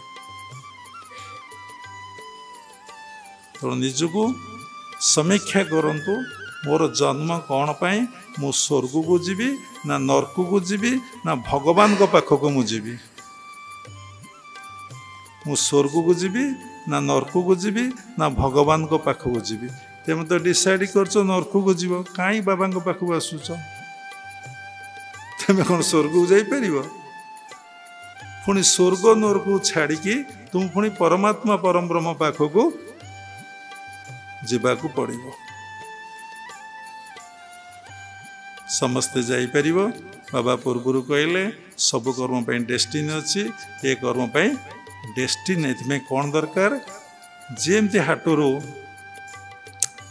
कौन सी सौदा किनिया हेले कंचा उड़िया तो कहु सब गाँवली भाषा कौन दरकार ना अर्थ दरकार से भाई ब्रह्म ज्ञान किनिया हेले मन हूँ तुम अर्थ मो मन जदि थी सत मुझीबी गोविंद संगत मो मन तो मिछु गला गोविंद संग छाड़देली कौन करिया आज अधिवास काली बाबांकर जन्मदिन केमिति प्रेजेंट पकई काले खराब भावे कि तो ओला बुका बाबा ना कौन टिके दे तांको प्लीज करे प्लीज करदबा प्लीज करे गोटे गिफ्ट आनी धरई जगा कालिया बलिया धरई मुंडिया मारी खाली मन थब सियाड़े पौटी असतरे केमिति आमे सेठू पलैबा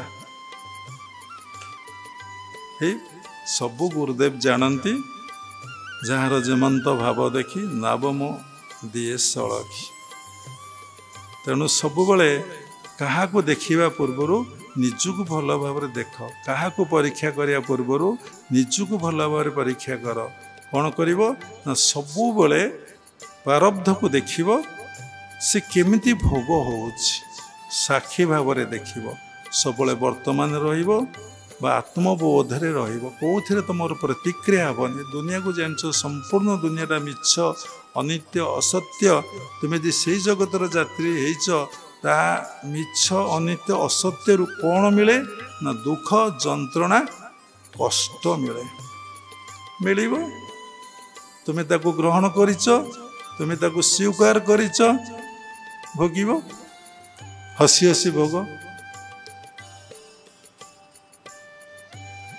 तेणु से 600 वर्ष पूर्वे चैतन्य महाप्रभु कहले संसार लोकर भाई कौन काले गति ना से माने बहुरूपी विभिन्न समय जेमती बहुरूपी रूप परिवर्तन करे एमाने रूप परिवर्तन करदे आज भल पाई बाबा कि गुरु बोली मानी मुंडिया मारिबे काली टिके सामान्य व्यतिक्रम हेले गोईठा तो पकेबे गोईठा मारिबे गोईठा तो मारिया गोटे कथा तापर आउ जहाँ अच्छी ता से करदे बहुरूपी समस्ते तेणु ये कथा मन को नहीं शास्त्र लेखा अच्छी महापुरुष माने कहते तेणु भगवान भगवत गीतार सप्तम अध्याय 3 नंबर श्लोक कहते मनुष्याणां सहस्रेषु कश्चिजतति सिद्धये जततामापि सिद्धिनां कश्चिनां वेति तत्वत सहस लोक भितर किए जन मते जाने कि न जाने सहस जानिबा भितर किए जन मते पाए कि न पाए कि भगवान को भल पाउछि भगवान लगी कांदी भगवान लगी व्यस्त होइछि आज मो प्रभु खाई ना किए भावी मो प्रभु को आज वस्त्र दिखाई किए भावुची मो प्रभु को शीत हो किए भावुची सगुण उपासना कथा पड़ी निर्गुण ये सब किसी ना ता द्वारा कौन होची ना मनटा को अफर कर दिया होची मनटा को अफर कर दिया होची कितने सुंदर कथा जो मन सब अफर हो प्रभु पाखे रहीगला ऑटोमेटिक सगुणटा बंद हो ବନ୍ଦ ହେଇଯିବନି? ଆପଣ ସବୁବେଳେ ମନକୁ ଦେଇ ବସିଛନ୍ତି, ଆଉ କ'ଣ ସଗୁଣ ପୂଜା କରିବେ? ତେଣୁ ବ୍ୟକ୍ତି ସଗୁଣରୁ ନିର୍ଗୁଣକୁ ଅଟୋମେଟିକ୍ ସ୍ପୋଣ୍ଟାନିୟସ୍ ସଗୁଣରେ ପୂର୍ଣ୍ଣ ମାତ୍ରାରେ ମନ ଦେଇଦେଲା, ପରମ ପିତା ପରମ ବ୍ରହ୍ମ କ'ଣ କରିବେ ନା ସବୁଥିରୁ ନିବୃତ୍ତ କରି ତାକୁ ଏଭଳି କୌଶଳ ଦେବେ, ତା ମନ ସବୁବେଳେ ତାଙ୍କରି ପାଖରେ ଥବ, ସବୁବେଳେ ମନ ତାଙ୍କରି ପାଖରେ ଥବ, ଏନି ଟାଇମ୍ ଏନି ମୋମେଣ୍ଟ।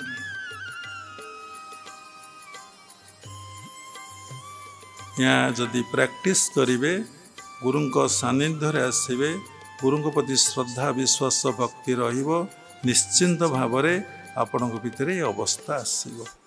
ତେଣୁ ଆପଣଙ୍କ ଜୀବନ ଧନ୍ୟ ହୋଇଯିବ, ନିଜେ ଆଲୋକିତ ହେବେ ଏବଂ ଆପଣଙ୍କ ସଂସ୍ପର୍ଶରେ ଆସୁଥିବା ଲୋକଙ୍କୁ ଆପଣ ନିଶ୍ଚିନ୍ତ ଆଲୋକିତ କରିପାରିବେ।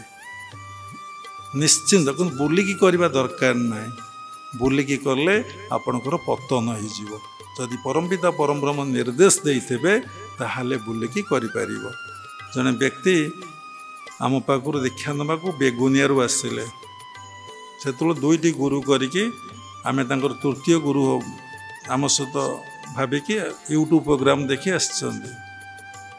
ସେ କହିଲେ ମୁଁ ଗାଁଟାକୁ ମଦମୁକ୍ତ କରେଇ ଦେଇଛି। କହିଲେ କେମିତି? ନା ଲୋକ ମଦ ଖାଉନାହାନ୍ତି। କେମିତି ଆପଣ ଜାଣିଲେ ମଦ ଖାଉଛି ନ ଖାଉଛି?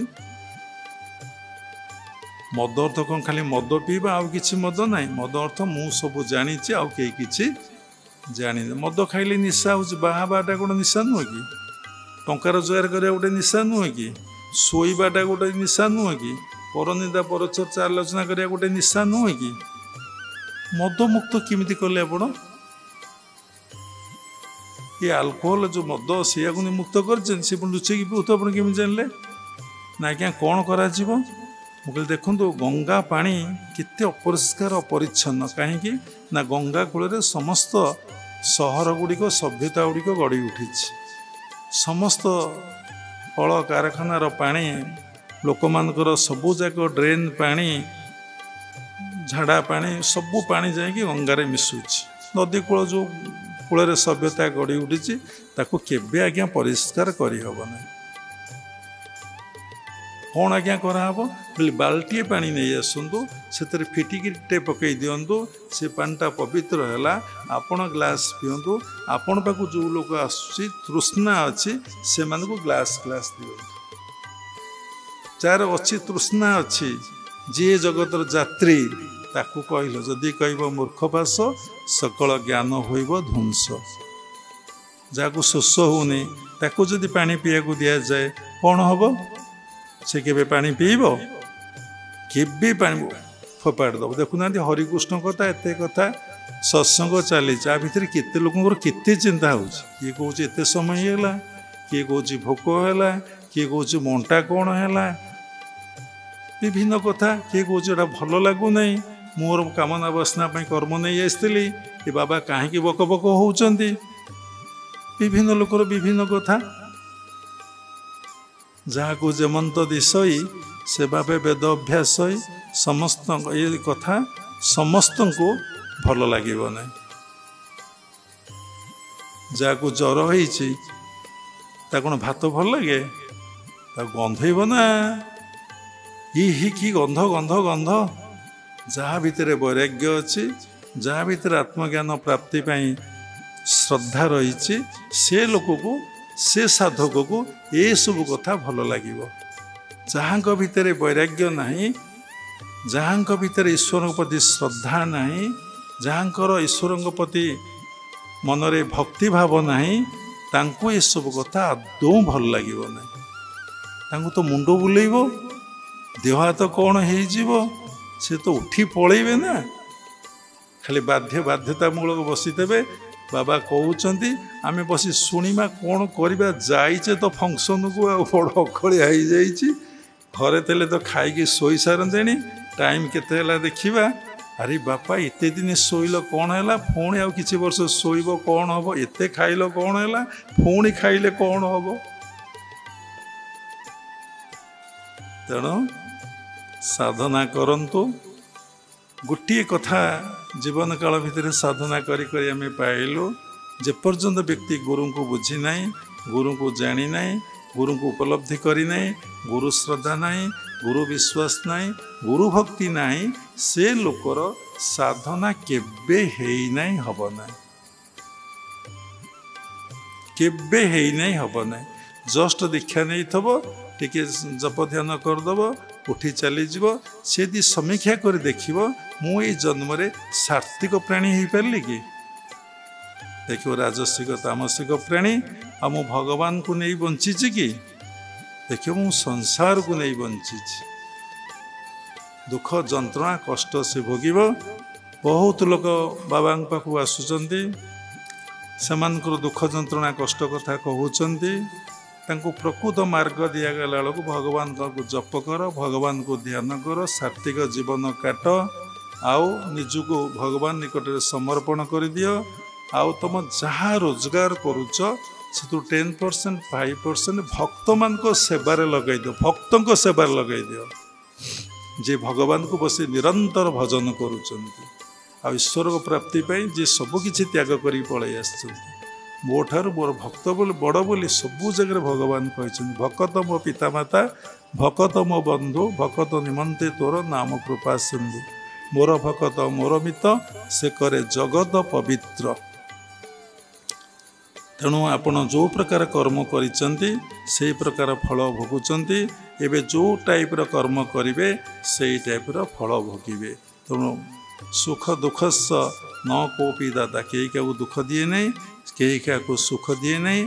अपना अर्जिला कर्म फल आपे भोग।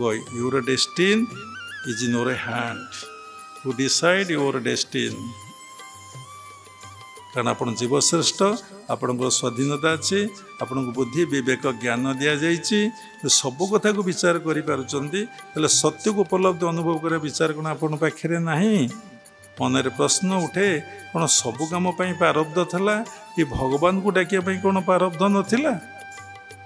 ये हूँ मनर बाहाना, ये हूँ मनर चालाकी। मन हराई जाकू से जाए हारी, मन को हराई जे विजय हारी। 50 वर्ष पर इलेक्ट्रिक नथिला, पेस्ट नथिला, एते ड्रेस नथिला, एबे ता सहित व्यक्ति अटैचमेंट केमती है। सी तो नथला अटैचमेंट नथला, से संस्कार नथला, से संस्कार पुणी है केमती। आम खाली सब कथार प्रारब्ध प्रारब्ध प्रारब्ध प्रारब्ध कहूचे, आम क्रियमाण पर इम्पोर्टेंस देचे कि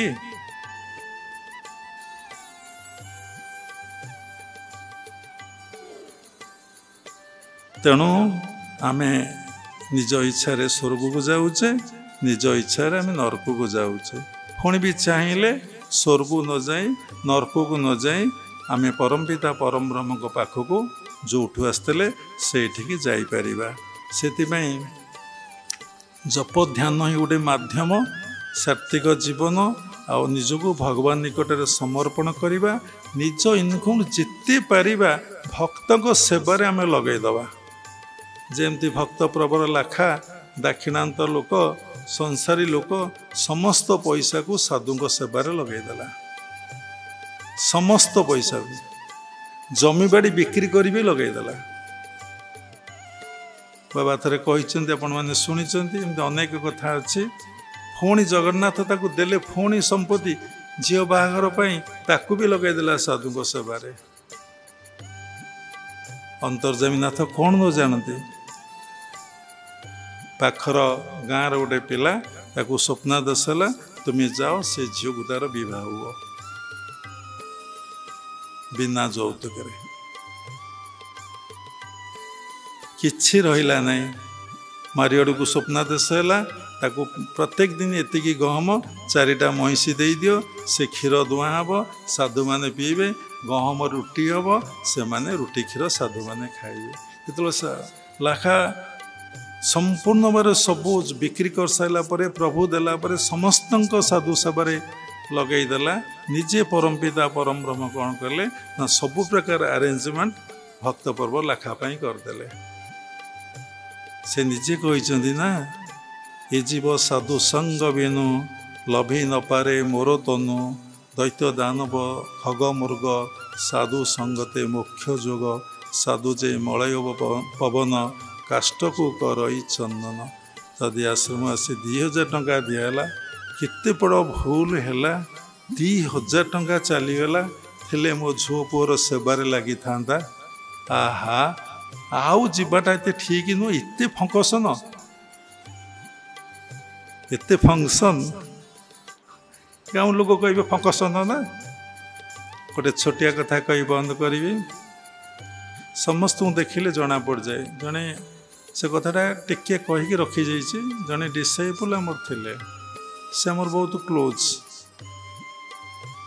समस्ते तो अपना सतरे कौन समस्ते अपनार ना कहले समय लगे दासिया नड़िया देला जगा नेला ना बंधु माती खाया तो समस्त खाया देती बुझेले बुझीपारे सी थे मत कथा प्रसंग में कहले बाबा मुझे कथा आज आपको कहबी कहले कौन कहले मु आउ डोनेशन दे पारिबनी कौन असुविधा है कितने पैसा आश्रम को देले आ मोर तो पुणी भविष्य अच्छी मोर तो पुणी पिला छुआ अच्छा से विशेष पैसा कि दे नतले से जानीजे केते पैसा देते आम लिखि रखीलु तापरे मुझे भाविले आंक भितर ये जो प्रेरणा आसला एटा राजसिक तामसिक भाव आसला सार्थिक भाव आसला नहीं कर्ता भाव आसला जदि भगवान को दे गुरु को दे कही मुझे पारिनी प्राय सबुदिन भगवान तक ये विदा करदे सब जना पड़े परम पिता परम ब्रह्म तांको विदा करदे आम जिते डाकिलु जिते रिक्वेस्ट कलु जिते अप्रोच कलु आपण आसतु आसिले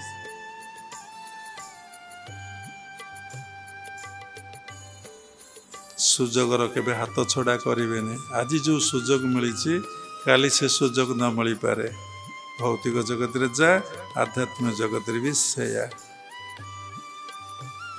शेषरे क्रियायोग परंपरार समस्त गुरु मान को मु प्रणाम करुच्ची विश्वर प्रत्येक संप्रदायर गुरु मान को मु प्रणाम करुच्ची उपस्थित भागवत स्वरूपगण सबुरी भितर परमात्मा को उपलब्धि करी मु प्रणाम करुच्ची सर्वे भवन्तु सुखिनः सर्वे सन्तु निरामया सर्वे भद्राणि पश्यन्तु मा कश्चित् दुःखभाग् भवेत् हरि ओम तत्सत् जय गुरुदेव जय जगन्नाथ।